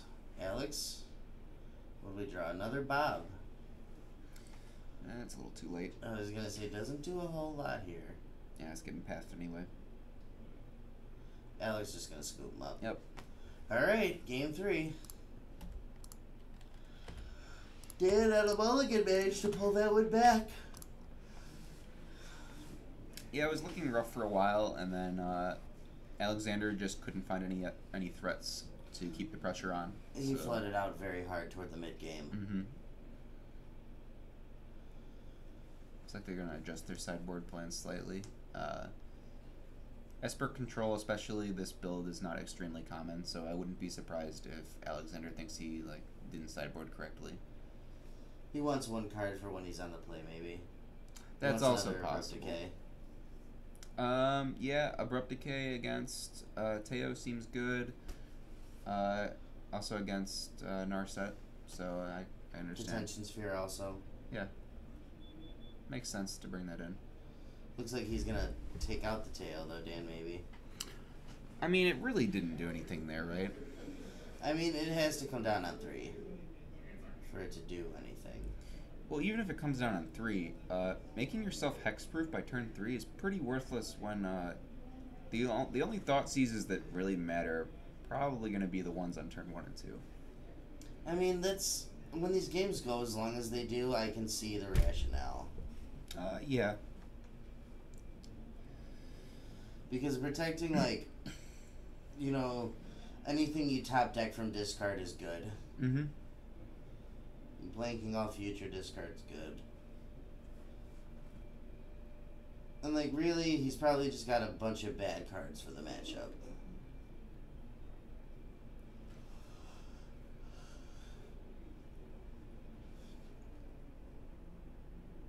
I think this is Alexander's match to lose, though. Oh, definitely. I am tired. He had a fairly slow hand game 2 that had no discard spells, so I think that is a little unusual for the deck. Yeah, he had no plays until turn 3.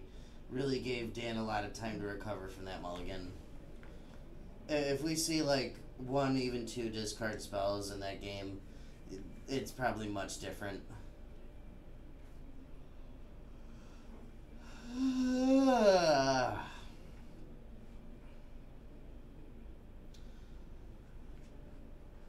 Come on, guys. I want to go home and get some sleep. Stop sideboarding. I worked all day. Didn't sleep well last night. And I'm here doing Modern for you, louse. I got up early this morning because our work schedule didn't get published, so I didn't know if I worked or not. So I just went in and had to look at the paper schedule, and then found I didn't work and just went home sad because I woke up early. You know what? Silver linings. You didn't have to work today. That's true. Wish I didn't have to work today. I might be sick tomorrow. I don't know yet. Yeah? I haven't figured that out yet. I feel like something might be coming down, though. I was sick on Friday, but I felt better pretty quickly, so I don't know. Knowing my luck, I'll call out tomorrow, and it'll be the one time my boss tuned into the stream. Be like, oh, yeah, I'll just check it out for once, see what's going on. Oh, he's going to be sick, is he? I don't know why he's like a 20s fucking bad guy. Oh, yeah, see? You're going to be sick, I hear.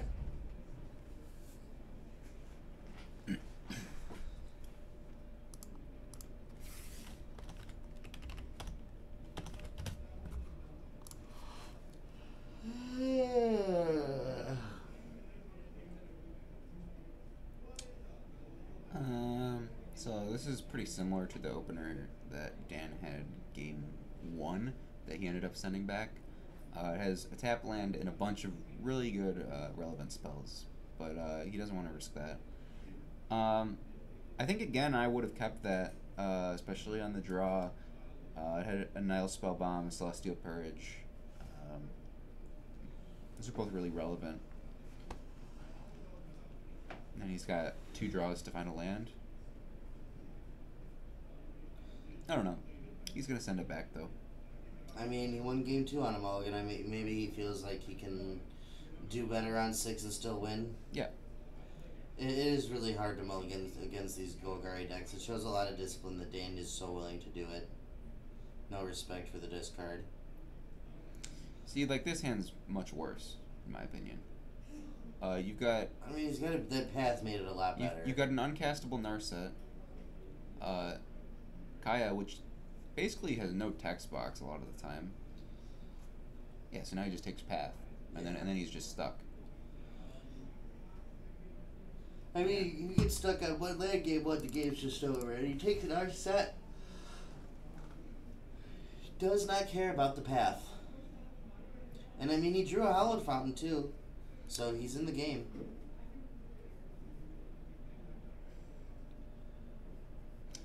Draws a Teo. I think he's pretty okay with this getting pathed here because he has a tracker in his hand. It means he can go play tracker, play a land next turn. Yeah.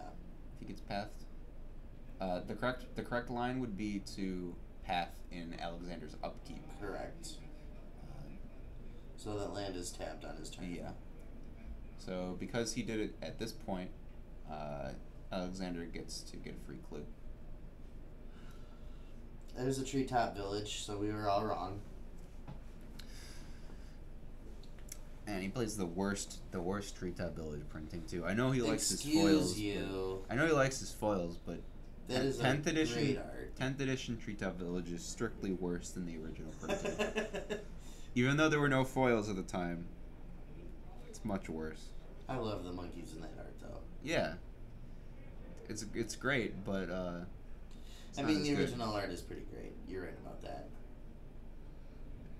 Okay, so he doesn't get to untap with this, but he still gave him the clue for free. And another land, relevantly enough. Mm-hmm. Did he do that on his upkeep this time? Yeah, he remembered this time. Okay. He probably remembered after he did it, like, oh, that was a mistake. Yeah. Alexander draws another land. He has another Bob in his hand, among other things. I mean, he knows the last 2 cards of Dan's hand, so he can pretty safely just play out his hand. Oh, he's got a Scoos and another Bob. Yeah, he can just start playing out threats, and he knows Dan has He's no just answers. going to play the next Bob and say, I'm going to draw a bunch of cards, beat it. Wrath me now, essentially, or lose. Field of Ruins, pretty nice way to deal with Treetop Village, but that's not really his problem right now. Yeah, the problem is that Alexander's going to be drawing 3 cards a turn. Like, that just feels better than Teferi, almost. Yep. Takes 2, takes 0. Draws. Trophy, too. Oh, man. Play a tapped land, play your 2 threats, go. Yeah, it's a little awkward because the wall's an 0-3, so you have 2 2-1s that can't get through. Okay, so he just wants to go in with the treetop village. Yeah, I like this attack because if he swings this at Teo here, he's got to choose if he wants to throw his wall away or let Teo die. Effectively, it's the same thing except he loses hexproof. Well, the next turn he gets to make another wall too. I wonder if he wants to hold these creatures to play around a Wrath. I want to play one of them at least. Yeah, it looks like that's what he's gonna do. You kind of have to. You have to keep putting more pressure on because the Bobs are gonna kill you. He also needs something that can swing through the wall. Yeah, exactly. And through the Snapcaster. Mm-hmm.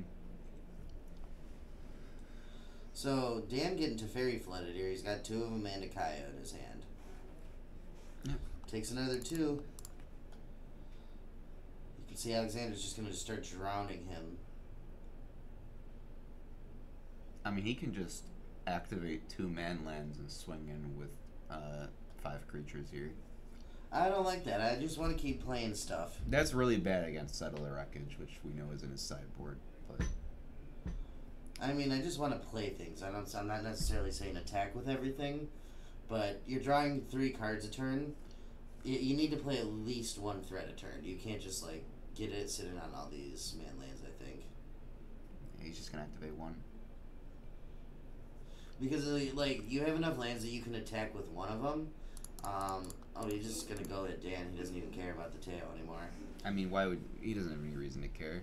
You get your future thought seizes. He's got nothing in his hand that cares, and he has a trophy if he really wants to look at Dan's hand.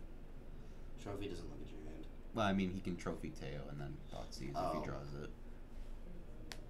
Well, maybe he is going at, maybe we haven't resolved blocks yet. Oh, he does have the field. I forgot about that. Okay. Alexander totally fine with that. Snapcaster gonna eat it. Goyf getting real big. Not real big, but bigger. Land, sorcery, planeswalker, creature. Got a 5/4 or a 4/5 Goyf, not a 3/4.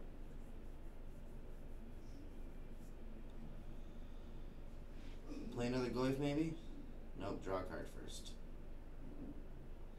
Nile Spellbomb. Doesn't do much here, but it's just good to have on the board for later. Not gonna play another threat. So, I'm not sure he needs to at this point. I want one more threat in play here. These Teferi's look real bad. I mean, now you can at least start casting them. You can. They're basically just gonna cycle, but that's fine, I guess. Cycle, gain a bunch of life. Yeah.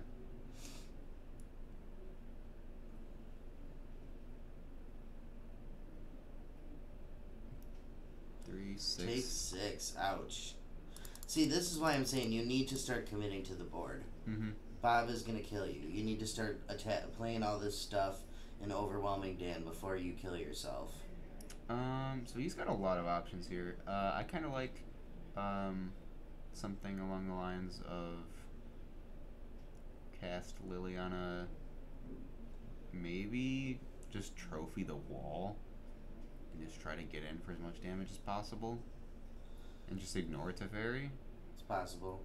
Lead with the Liliana though, maybe, and see. No, he's not. Yeah, he is. Okay. Oh, he's a tracker. Oh, that's a tracker too.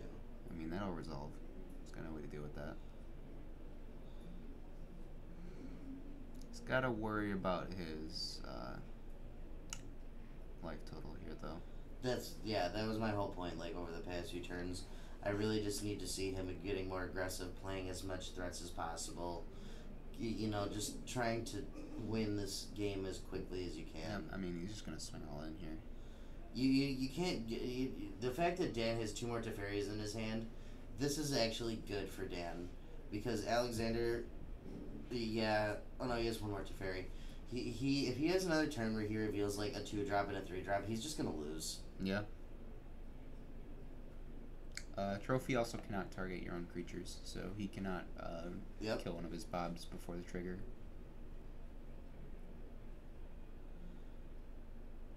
Looking at Kaya, looking at Teferi.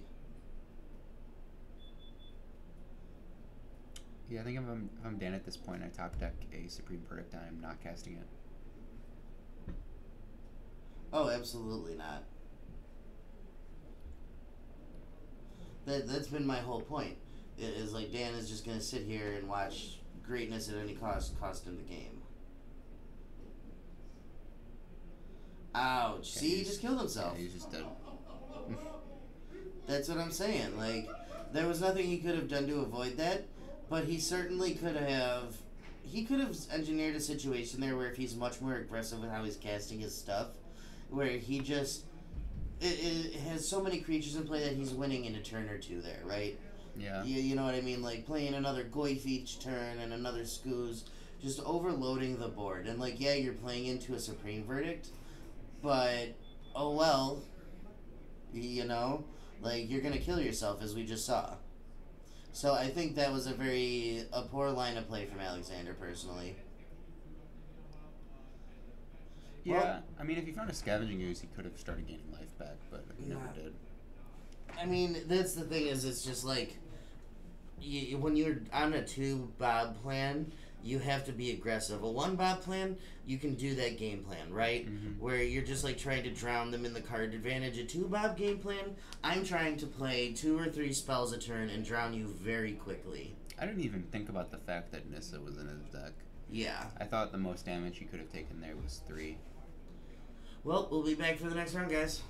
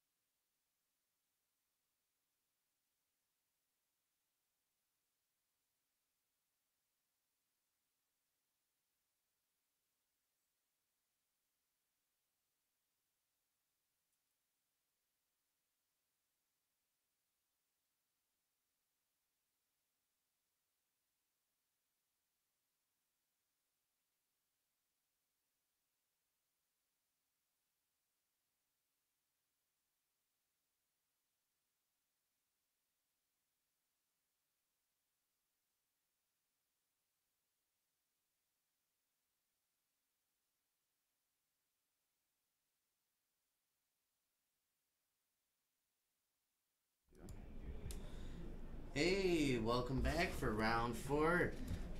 Couple of guys we've seen on camera already tonight. They are the 3-O's right now. Raymond Perkins on the right on Sultai Delirium versus Noah Babel on his Spicy Karn version of the Amulet Titan deck on the left. Big fan of this deck, like I said earlier. I was just talking to Noah. He said this matchup feels a lot worse for him than the matchup he played against earlier does, and he doesn't know how to sideboard for Raymond, so he said he, quote, not very excited. So we'll see how this goes. Noah gonna be on the play here. We get to see the die roll for once. That's rare on the camera here. We're gonna see if these guys can keep some 7s. Raymond is not one lander there. Noah, what's he got? Also one lander gonna keep. No, gonna mulligan, pardon me. Ooh, he's considering it. He's thinking about it. One land fatal push. He's like, do I do it? Do I do it? Am I greedy? How much of a man am I? These are the questions that Raymond asks himself. I'm not man enough to keep this hand, he says. And he looks at the top, sees that there was a couple of lands there. Would have got it. Hates himself for not keeping that hand. I don't blame him. I hate him for not keeping that hand, too. Noah gonna keep his 6.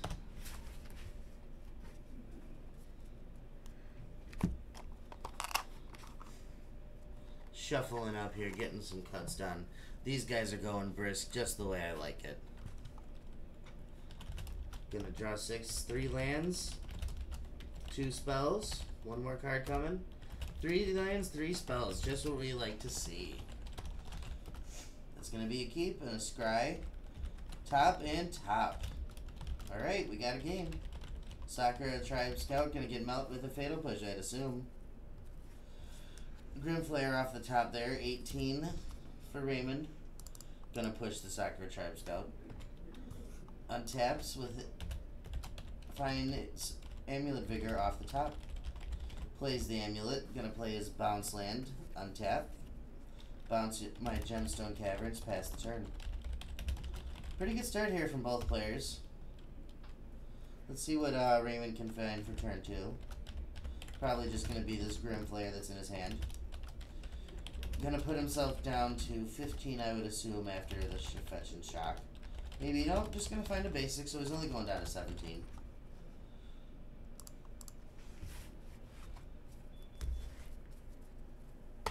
Gonna deploy this Grimflayer, I would assume, once he's done shuffling it up here. So, I would agree with Noah's assessment of the matchup. I think this is pretty much favored for Raymond. Raymond has a ton of spot removal for the creatures, and a lot of hand disruption to disrupt what Noah's trying to do. Not the easiest time. Raymond deciding if he wants to play this Grimflayer, if he needs to leave up this this Assassin's Trophy. Could also deploy the Inquisition that's in his hand. Just gonna go with the Grimflayer, it looks like, though.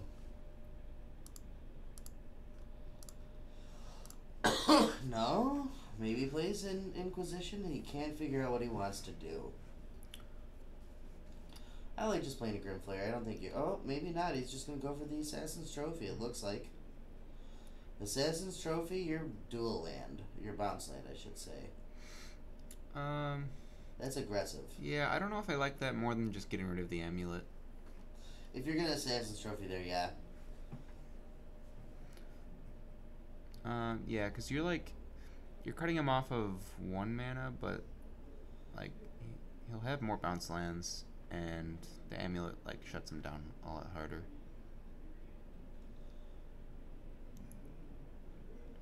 Gonna float some mana, plays out a Coalition Relic. Raymond immediately gonna get punished for that Assassin's Trophy. Has an Inquisition. He has another Assassin's Trophy though, so he could get rid of this the other bounce land. There's also absolutely nothing going on in Noah's hand right now. Yeah, just a bunch of lands. So, he, surprisingly, he is going to get paid off because he drew that Assassin's Trophy just now. So, he gets to Assassin's Trophy the other Selesnya Sanctuary. And if Noah doesn't have another... Oh, no, he's not going to even do it. I don't think he needs to. What does Raymond care about next turn that could happen? Well, he might not have another basic is the point. Oh, I mean... yeah, considering he has 2 in his hand, but I guess... Hmm. Yeah, they usually only play forests as basics, so. That's what I'm saying. Like, he might just be on essentially double strip mine mode, you know? Mm-hmm.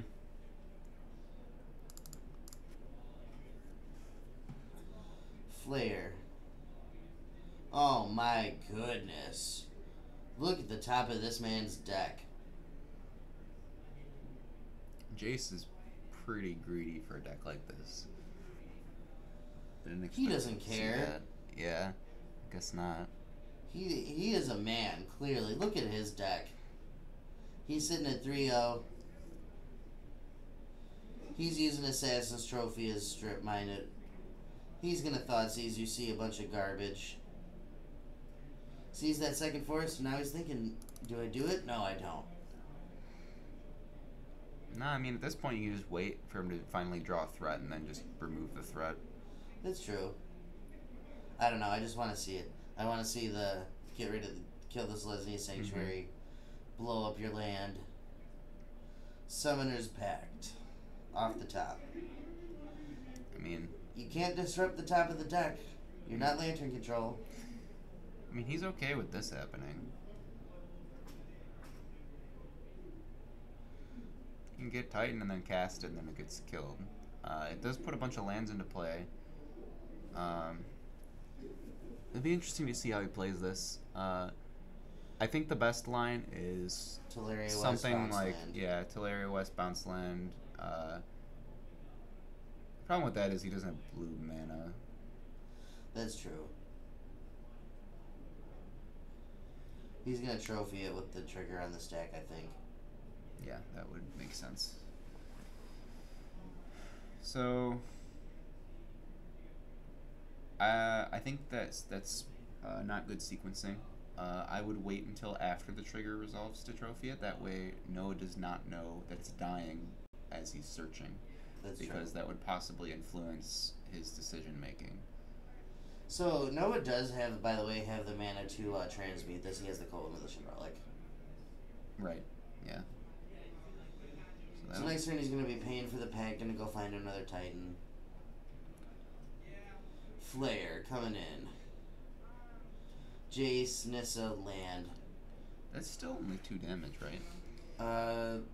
It's instant land, sorcery, planeswalker. Planeswalker now, but Yeah. that actually kind of surprises me that he saw 2 planeswalkers off of the first hit and didn't decide to dump even one of them in there. And then this turn he just puts one of them in there anyway when he could have come across for 2 extra damage. Last turn he might have still wanted that, what you call it, The Nissa, Yeah. maybe. before the Primeval Titan happened. Ooh, Karn the Great Creator off the top. He can't really do anything with that here. Sure he can. He can, I mean, he can minus, but he can't cast whatever he gets this turn, right? yeah, you could plus it up here. This, it doesn't even do what I think it does. Never mind. Just wait. Oh, and he just he does. He just passes it and says, "I'm gonna wait and untap with it." Hopefully, Yeah, I mean, if he gets Mycosynth Lattice, it's probably over, so yeah. it's good enough. Raymond needs to find Assassin's Trophy or a way to do 2 extra damage to this Karn. See what we can find off the top. Another land. I mean, he has a Snapcaster Mage, so it's gonna die if he needs it to.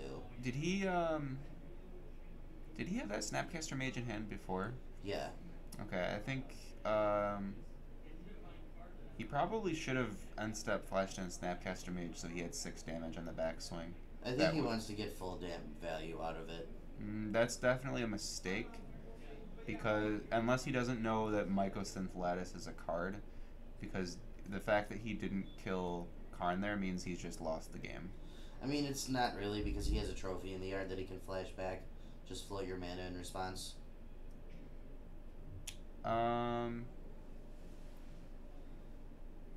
Yeah, never mind, he has that. Yeah, Dennis, he has Snap. What else is in his... Okay. The Well- trophy's just gonna be good enough. Transmuta Teleria West. Gonna go Looks find a like he's Titan. just gonna get a Titan Yeah. instead. Yeah, I kind of like that. Attack on that frontier. I don't. You don't really need to lock Raymond out of the game when you could just kill him instead. Right. So now he's gonna. This is basically gonna be the same thing as last turn. He'll probably get the same lands, maybe a different bounce land, and then it'll just get trophied again. Oh, he's going for it. That's a Slayer stronghold. That's a Boros garrison. I mean, yeah, he can get He's these, got it and here. he can try, but he'll just get trophied. Yeah, he's gonna try to at least. Yeah, it's gonna get trophied, but then he still has this Karn, which is gonna get eaten. So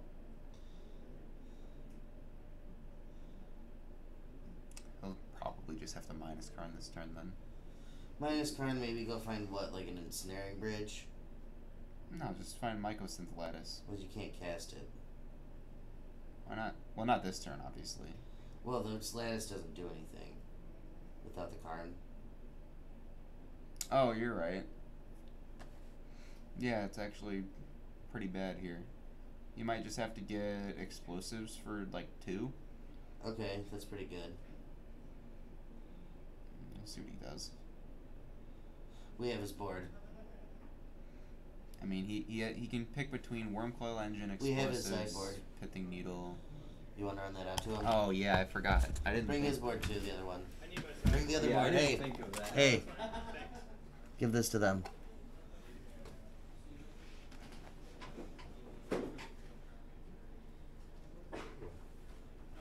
And that's what he's gonna do. He's gonna go get this Wormcoil engine. Okay, I mean, that's still just as hard to deal with. I was gonna say Wormcoil engine. It's a big bad threat, you know.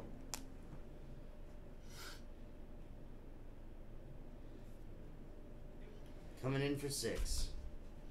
Gonna get to Flay. 2 Tarmogoyfs in a forest. Architect's a will in hand for Raymond. One with another land. Is he just flaying it all away? Or are we keeping both Goyfs? And we're just gonna try and beat them? I think I just throw away both Goyfs and try to dig towards disruption. I can see that. Maybe he thinks that the Goyfs can be big enough to beat through it. Well, right now it doesn't matter because, he has 6 damage in play, which is a 2-turn clock. Slayer Stronghold gives the Wormcoil haste too. Oh, it does, okay. So that's an 8-point gain for him. So that is not a winning race. Yeah, so he's got to think about how he's beating Wormcoil Engine then. I don't think Tarmogoyf is big enough here. It actually might be. Oh, he gets rid of all of them.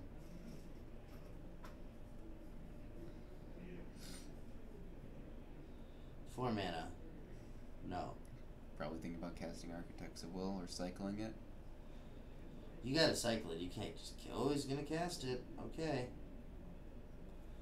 Rearrange the top cards of your own deck. Grimflayer, Liliana, Scavenging Ooze. Those are all really bad. Yeah, they are. None of those beat a Wormcoil engine. You probably put the Grimflayer on top because 2 of them can team up to block it. Yeah, but then there's still 2 worms left. Yeah, it's not a good solution, but it helps you not die. There's 3rd Amulet. Doesn't really do anything here. Where's a Banefire when you need it? Alright, I mean, I think he's just casting Wormcoil. I don't think he can cast it and activate Slayer Stronghold this turn, can Yeah, he? you can. He has 2 bounce lands and a Oh, Coalition yeah, those are Relic. both bounce lands over there, okay. And he can Ghost Quarter too. The world is his oyster.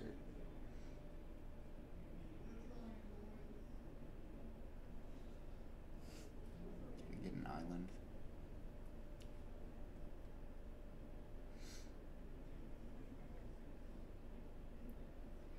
Six mana, Wormcoil Engine. Slayer Stronghold, Boros Garrison gives it haste. Gonna smack you for 8. with Vigilance. I forgot that the Slayer's Stronghold gives it Vigilance. No, we're going to go to 18. Raymond did not take damage there. He blocked it. Oh, okay.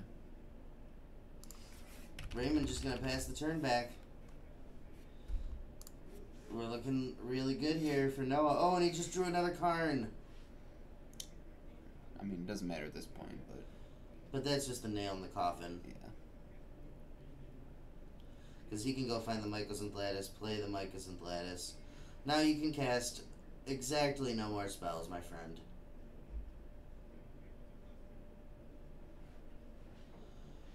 G.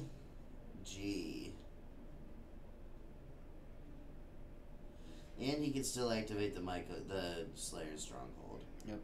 For Vigilance. And 2-0. He just passed. Yeah, he doesn't want to attack, I guess. I don't know. Why wouldn't you attack? I mean, Raymond has... He can't cast anything, so yeah, he's... You done. still attack with Vigilance. Yeah, there's no reason not to attack. I don't know what the point of that was. Right.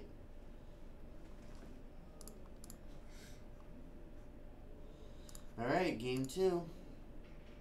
Rex Sage, Hornet Queen, 3 Path to Exile. We've seen all of these already, actually.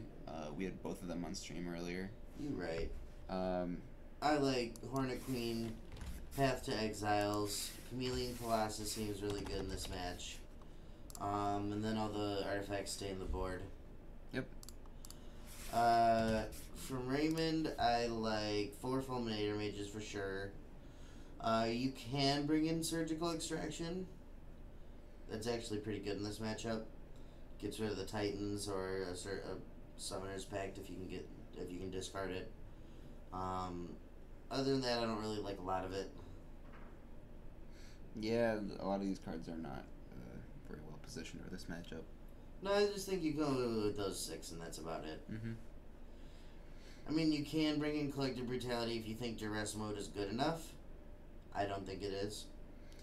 Yeah, I mean, Raymond's got plenty of cards to board out, so...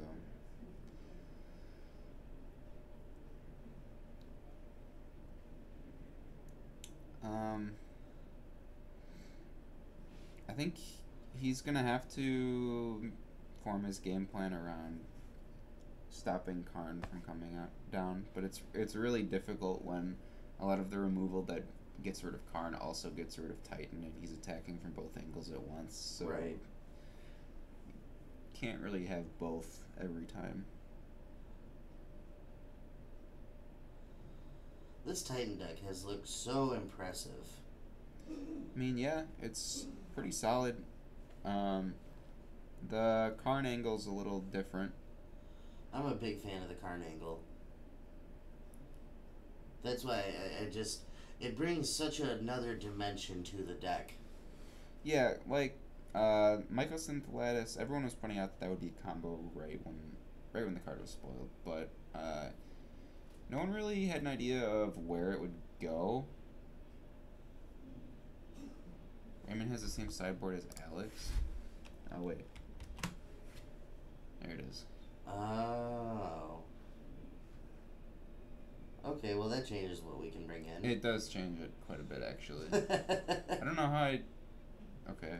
I don't know how that So, didn't 2 happen. Disdainful Strokes come in, 2 Damping Spheres. Maybe the Abrupt Decays? No, those don't come in, that's bad. Yeah, that's even worse for him. I think it's just the 2 Damping Spheres and the... Oh, maybe the Unmoored Eagles can come in. Disdainful Stroke is very good here. It beats both Karn and Titan. So you definitely bring those in.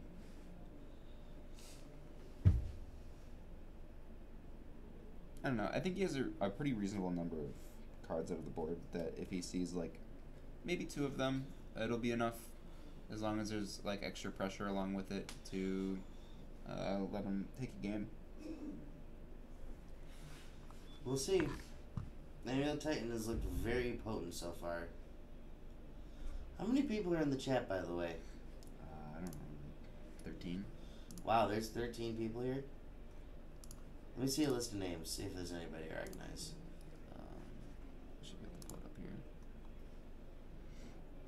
I mean, yeah, I don't know. I mean, I recognize some of the people, yeah. It's like the same people that watch every week. That's how most Twitch streams are. Well, there's a few of my personal friends that said they might tune in tonight. And I guess they just didn't. Well, they might be even in the chat. I just don't know their name. Alright, we're gonna go into the game here. It looks like a lot of lands on Raymond's side. I can't tell what the spells in the end are. They We must. both keep it 7. Thoughtseize. That's a really good hand out of Noah. He is a amulet of vigor short of going off. I'm thinking, take the stirrings here. Yep. Hoping that he doesn't find Well, an amulet. well, with it. Noah's land base is really awkward right now, right? That's why I'm saying he needs an amulet. Yeah. Yeah, he's still kind of in an awkward spot here. I mean, he drew an Azusa, so if he finds an amulet, he's really gonna go off. He's definitely losing Azusa here. Yeah. This is the start we need to see out of Raymond. Yeah, just disruption, making land drops. Look at the Moto bug, though. Draws another Azusa. Yeah.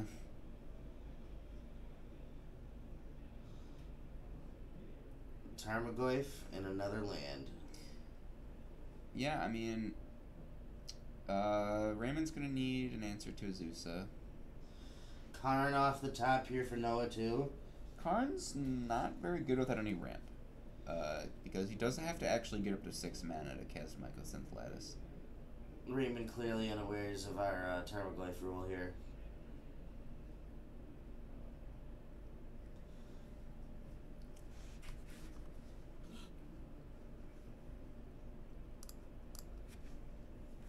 Unstep, gonna go find himself a blue land, I would assume.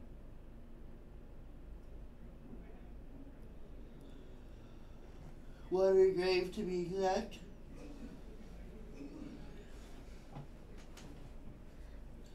Let's see what he can put together here. I mean, at worst, next turn Noah has Karn. Yep, it doesn't really do anything, but it threatens to do something next turn. He really wants to find a removal spell. That unfortunately cannot hit Karn. Yeah. He might cast it anyway to get the relic out of his hand, I guess. Tireless Tracker gonna pay him off for all these lands at least. Mm-hmm. If Noah finds a land off the top, he can also just tighten. Yeah, that's something I really like about this deck, or basically Tireless Tracker in general, is he's like insurance against flooding out, right? So if you're drawing a bunch of lands, you're pretty much fine with that if you have Tireless Tracker in play. Another Inquisition gonna nab your Coalition Relic this time. Raymond praying that Noah doesn't find a land here. Yeah, if he finds a single land, it's Any pretty untapped land. I mean, that's a tall order for Noah's deck, though. Untapped lands. Yeah. So that's something Raymond can, like, at least have some hope on here. Civic Growth Chamber. So it's a bit of a slow one, but it's going to let him deploy Karn this turn. Find whatever he wants. Play the Civic Growth Chamber next turn, have Titan. Mm-hmm. Advantage bar, I would say, is probably toward Noah. Yeah, definitely. Yep, there it is. Karn Daddy. Tick up on your clue token. Yep, Yeah, it kills the clue. That's it. That's a rude interaction. I've done that with treasures in standard. That feels good. Yeah. It feels much less good than clues, but Take away a card from you. that's Oh, a there's a disdainful Disdainful stroke. Stroke. That's actually extremely good for him. Yeah, it is. That, Coming to Karn. that's probably enough for him to close out the game. Because now, Well, Noah has 2 Titans. he does have 2. But Raymond has 2 Dang. clues to find another answer.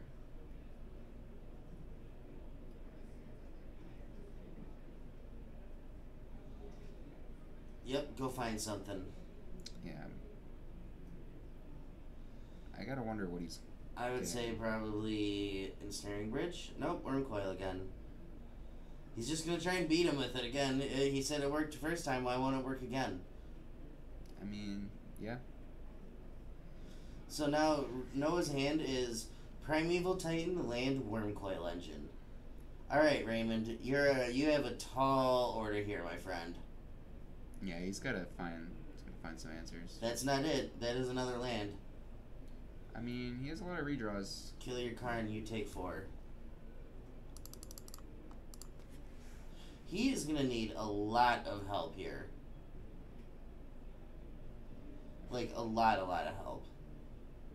Let's see what he finds. He's Damping Sphere. Ooh, that's a lot of help. That's definitely good enough. Yep, that's big game there. Yep. Now Noah has 4 mana. I was saying he needs a lot of help. That is lots of help.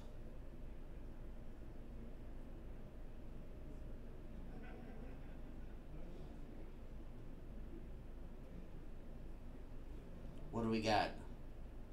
Colony Garden. Yeah, I mean, It's a blocker. It is a blocker, but That's a time walk, my man. Noah has no castable cards right now. That's true. Also, if Raymond has a removal spell, it's not a time walk, but I mean, if he can survive one more turn, this Wormcoil can come down. that's gonna be hard. Raymond has 3 looks at a removal spell, basically. There's hope. And if he gets to that Wormcoil, it's going to be really hard for Raymond to fight through it. Mm-hmm. Oh, there's a Jace in his hand. Yeah, Jace will do it. Yep, that does it.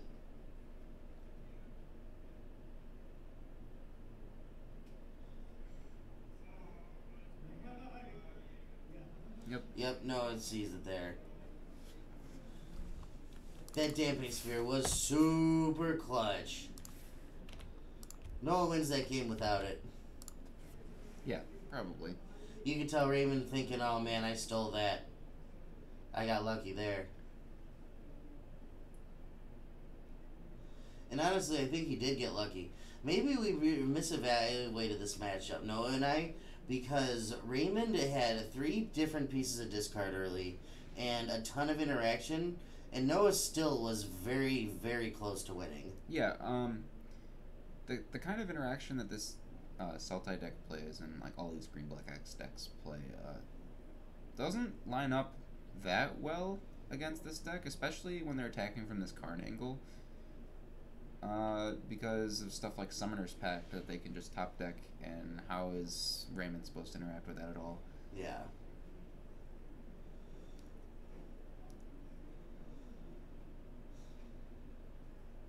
Gonna make some game 3 sideboard adjustments here. Noah looking like he wants to bring back in some of his on the play cards as they were. Goes down on like some of the Azuses, it looks like.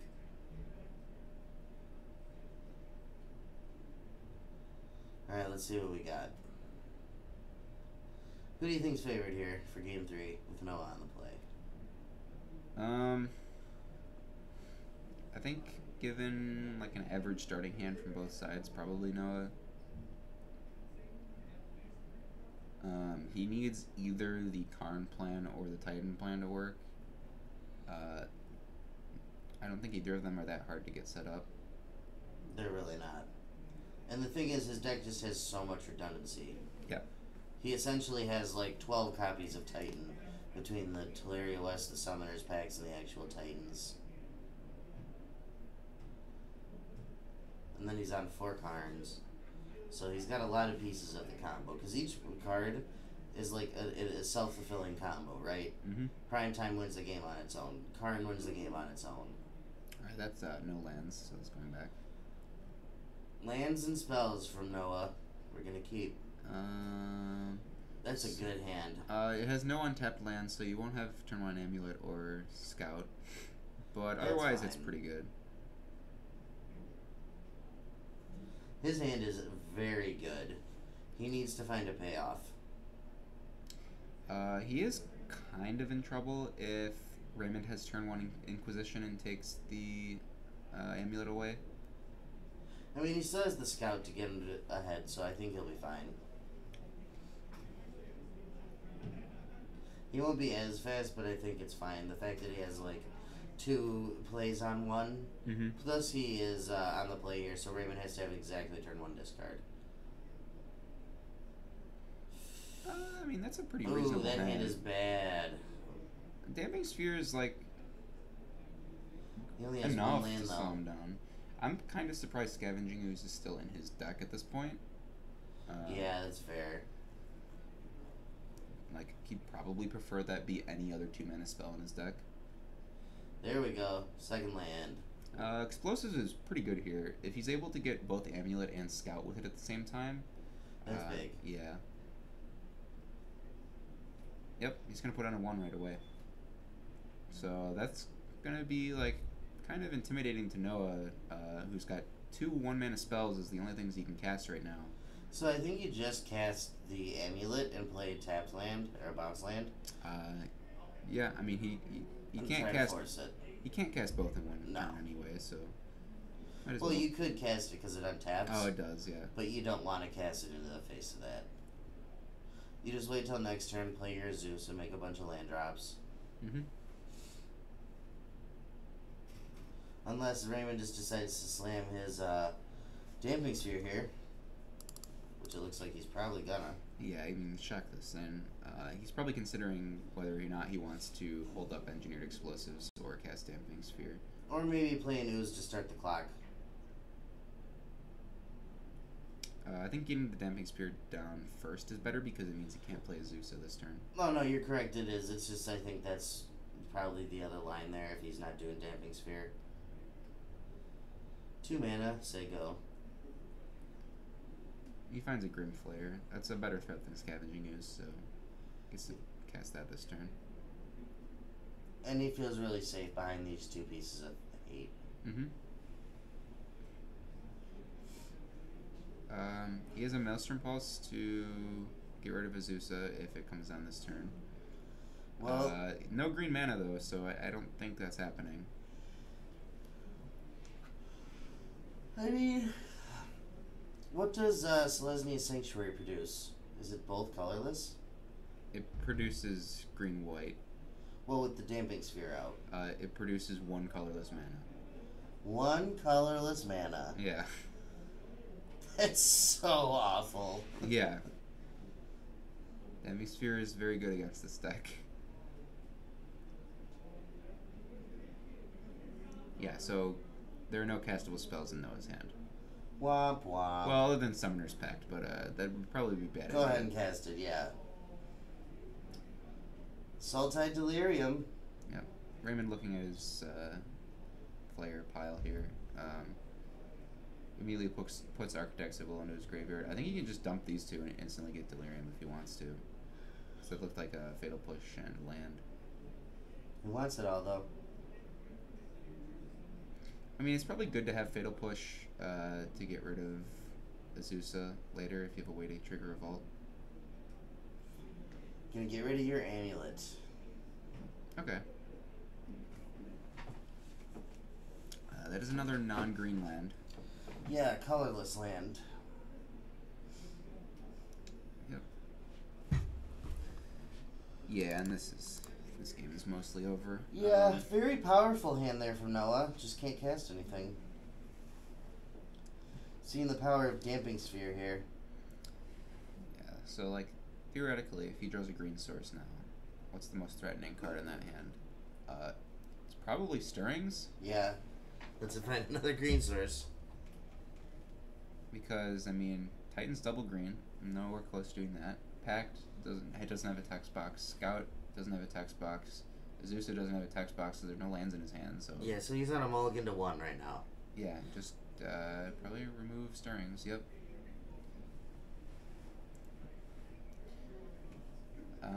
And now there's a creature, artifact, and sorcery in his graveyard, so he only has 2 damage here, unless he has something else to cast. Noah is at 18, by the way. From last turn. Right. So now he's going to go to 16 here. Flare, land, Goyf, land. Can easily put one of those lands there, yeah. Now you have Delirium. Just gonna play the old Sorcery Speed Snapcaster Mage instead of the Scavenging Ooze there. Yeah, why not? Just gotta send a message. You're this far ahead. You might as well do it. Yeah, you can eat me. I don't care. What is he letting him take it back? No, I don't think he can. Did he already cast a Oh, spell? he's under Damping Sphere. He Yeah. can't do that. So now what is he doing? No, you can't do that either. You also. He's doing that on his end step. Okay. Yeah. That makes sense.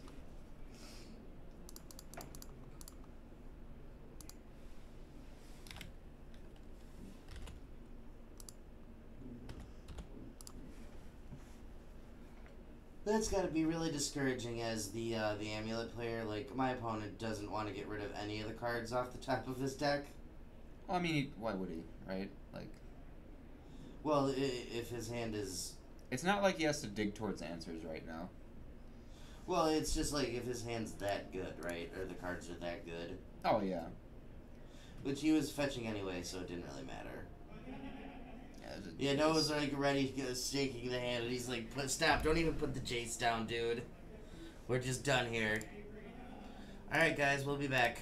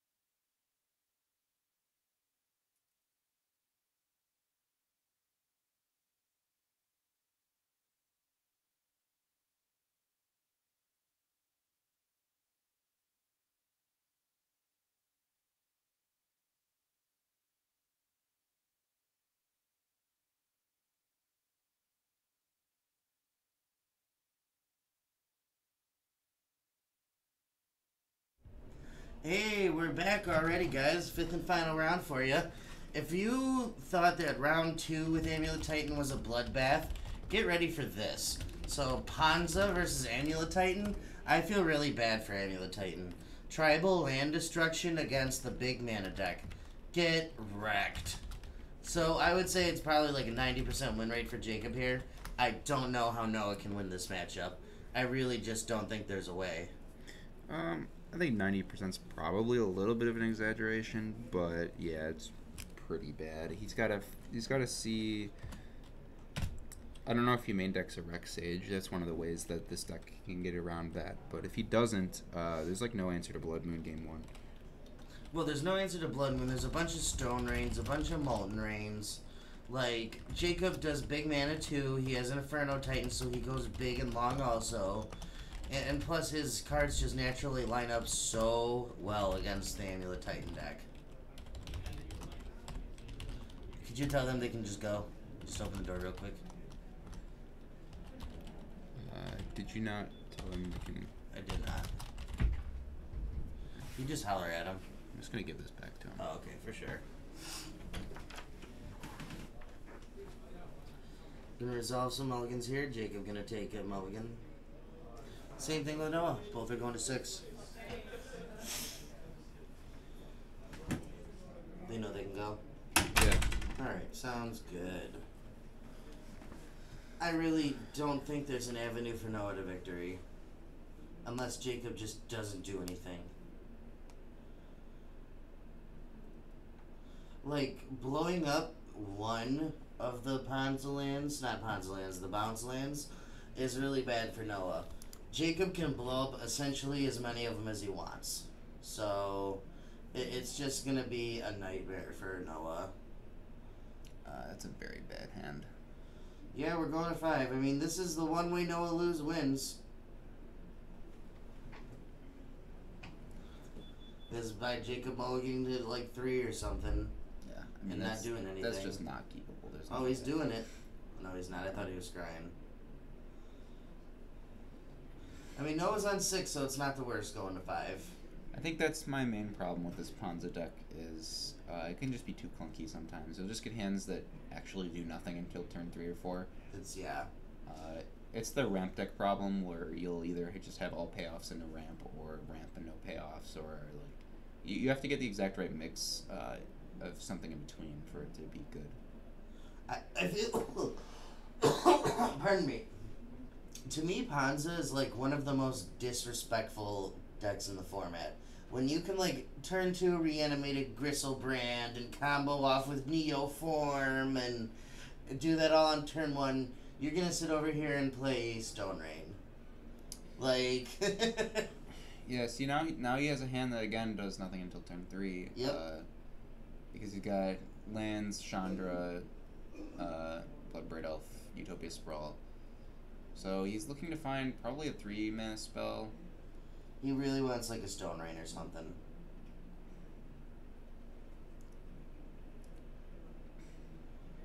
Alright, Utopia Sprawl. Yeah, any 3-mana spells are a really good draw here. I really just want Stone Rain. Stone Rain, Blood Moon, Tireless Tracker. Pop this Lesney Sanctuary. Oof. Big old oof. Karn Father. Gonna get you for 1 with an Amulet of Vigor. Send that message. Yeah, I mean, next turn he just casts Mycosynth Lattice, so the game's over. I mean, Jacob drew another, Utopia Sprawl, so that doesn't do virtually anything here. Yeah, no, he has no answers to the lock, so he's actually just going to have to scoop. Well, it depends if he can cast the Lattice next turn or not. Well, he has a Vesuva in hand. He can just copy Selesnya Sanctuary and it untaps twice, and then... Yeah, you have 4 mana. Mycosynth Lattice costs 6. Oh, this Lesney Sanctuary taps itself. Yeah, it does. Silly Tom. Yeah, GG, brother.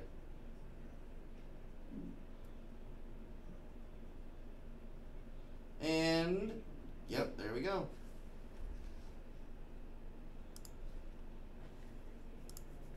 So like I said, that's how he does it. So what do we got from Jacob here, man? 2 Trinisphere, 3 Kitchen Finks, 2 Scavenging Ooze, 2 Anger of the Gods, 1 Abrade, 3 Ancient Grudge, 1 Spyglass, 1 Cage. Spyglass really good. Ancient Grudge probably coming in. Maybe Abrade, that's probably about it. Yeah, just want to fight some of the permanents in play. Yeah, this isn't a matchup where Trinisphere really does a whole lot. No. And over on Noah's side, Rex Sage obviously coming in for Blood Moon. There's a lot of targets out of Ponza. Yeah. Other than that, Any of it. yeah, the rest of it's like fine. It's fine staying there. Maybe bring in some paths if you really want to, if you're that scared of whatever threats Jacob has. I mean, you could also bring in the Hornet Queen, maybe. Yeah, that one's also okay if you think you're going to end up playing a long game. Yeah, if you think it's a mid-range game. Maybe also engineered explosives, although you probably want that to stay there so you can wish for it. I think EE, like the 0 mana artifacts, if it's a card that you want, it's better in game 2 probably, unless you're on, I think he's on 4 cards. I don't know, if he's on 4 cards, it's better in the board. If he's on less than 4 cards, it's better in the main, because you can tutor him up with the whatchamacallit. Teleria West. Yeah. Yeah. Although I don't know why you would play a version like this and not be on 4 cards, so I'm not sure. I mean, with how much we've seen it in his hand, I'd assume he's in 4. Right, he's always got the card, and that's how it feels. Alright. No, you just need Jacob to mull to 5 again. And cast literally 1 spell that made him 1 extra mana. Yeah, I mean, I think that game was mostly a case of Jacob keeping a hand that did nothing, and he lost the game because he did nothing. And that's what I said, that's how Noah wins, is just, he literally, Jacob's cards are so good in this match, that's just really how it feels, the only way to win. Like, if Jacob does any land destruction in that game, it's just so bad, you know? What do we got? There's a Molten Rain, some lands, and Utopia Sprawl. We're keeping. Yeah, it seems good enough. Tireless Tracker, Bloodbraid Elf, yeah, that hand's very good. He's, yeah. Ooh, and an Arbor Elf? He gets to cast Bloodbraid Elf on 2, which is pretty reasonable.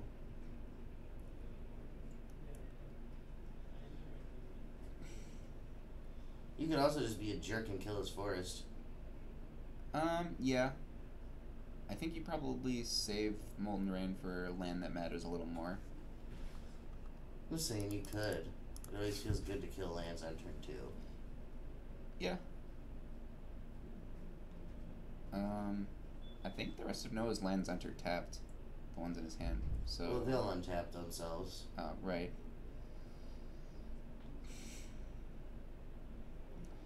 So he's gonna fetch. I'm assuming this is just gonna be Utopia Sprawl, Bloodbraid Elf. Yeah. That's the correct play. I just like blowing up lands on turn 2. Please find a Stone Ranger to just have your cake you needed to. Yes! Oh, that's so great. Noah's up a game, by the way. Yeah. It's about to even up real soon here. But yeah. Colony Garden gonna make himself a plant, and then he's gonna Ancient Stirrings, I would assume.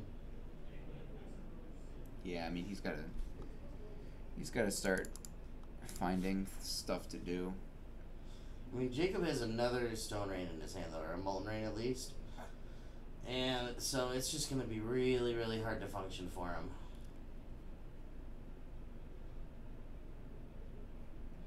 And a Blood Moon. Oh, man. Yeah, I mean you can just play that and Well, you just jam that. you just start swinging for 4.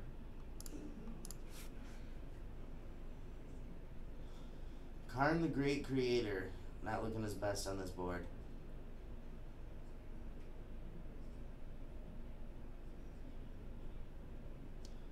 Mountain off the top here for Jacob.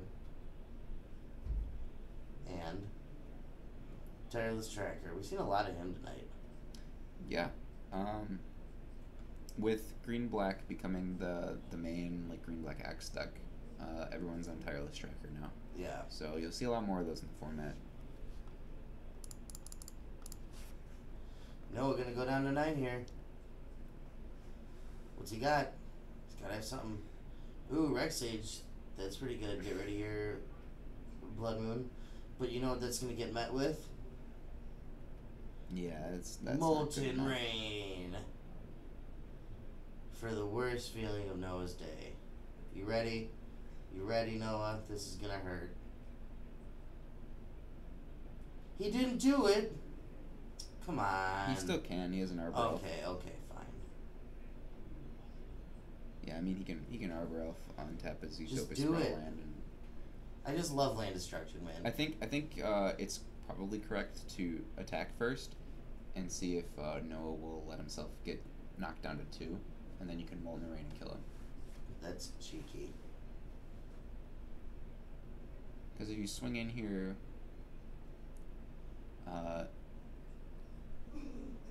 maybe Noah wants to keep his blockers. I don't know. It's worth trying to bait.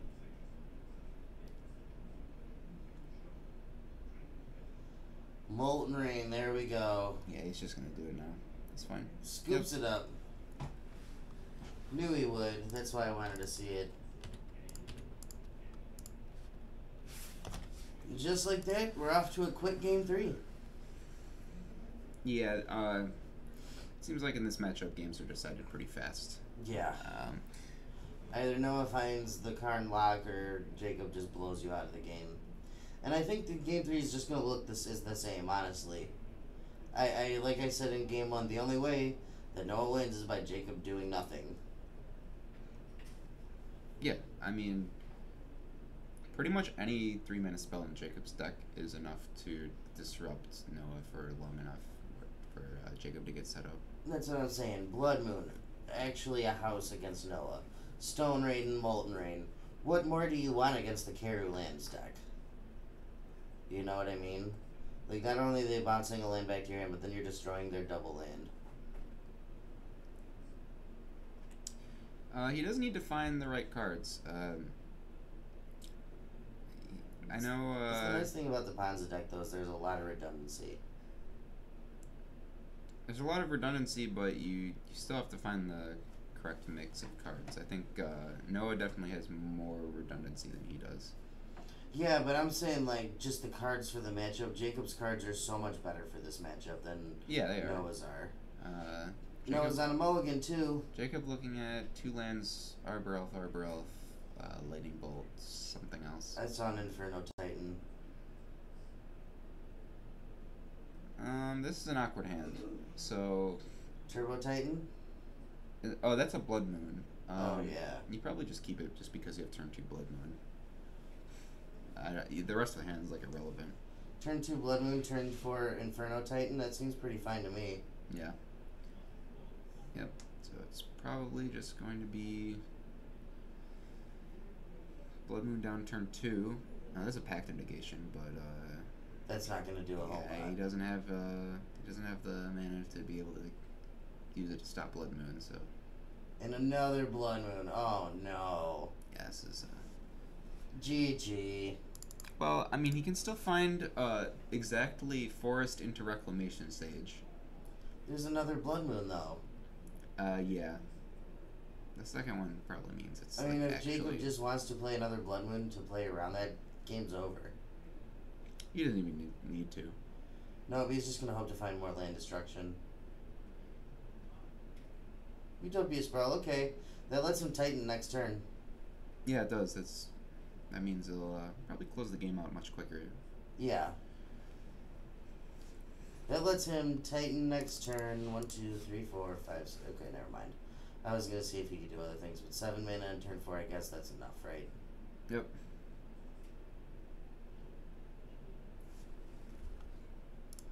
Double Bolt now. This game is going to end very quickly. Coming in for 3 here. Going to put Noah down to 14. Going to slam this Inferno Titan.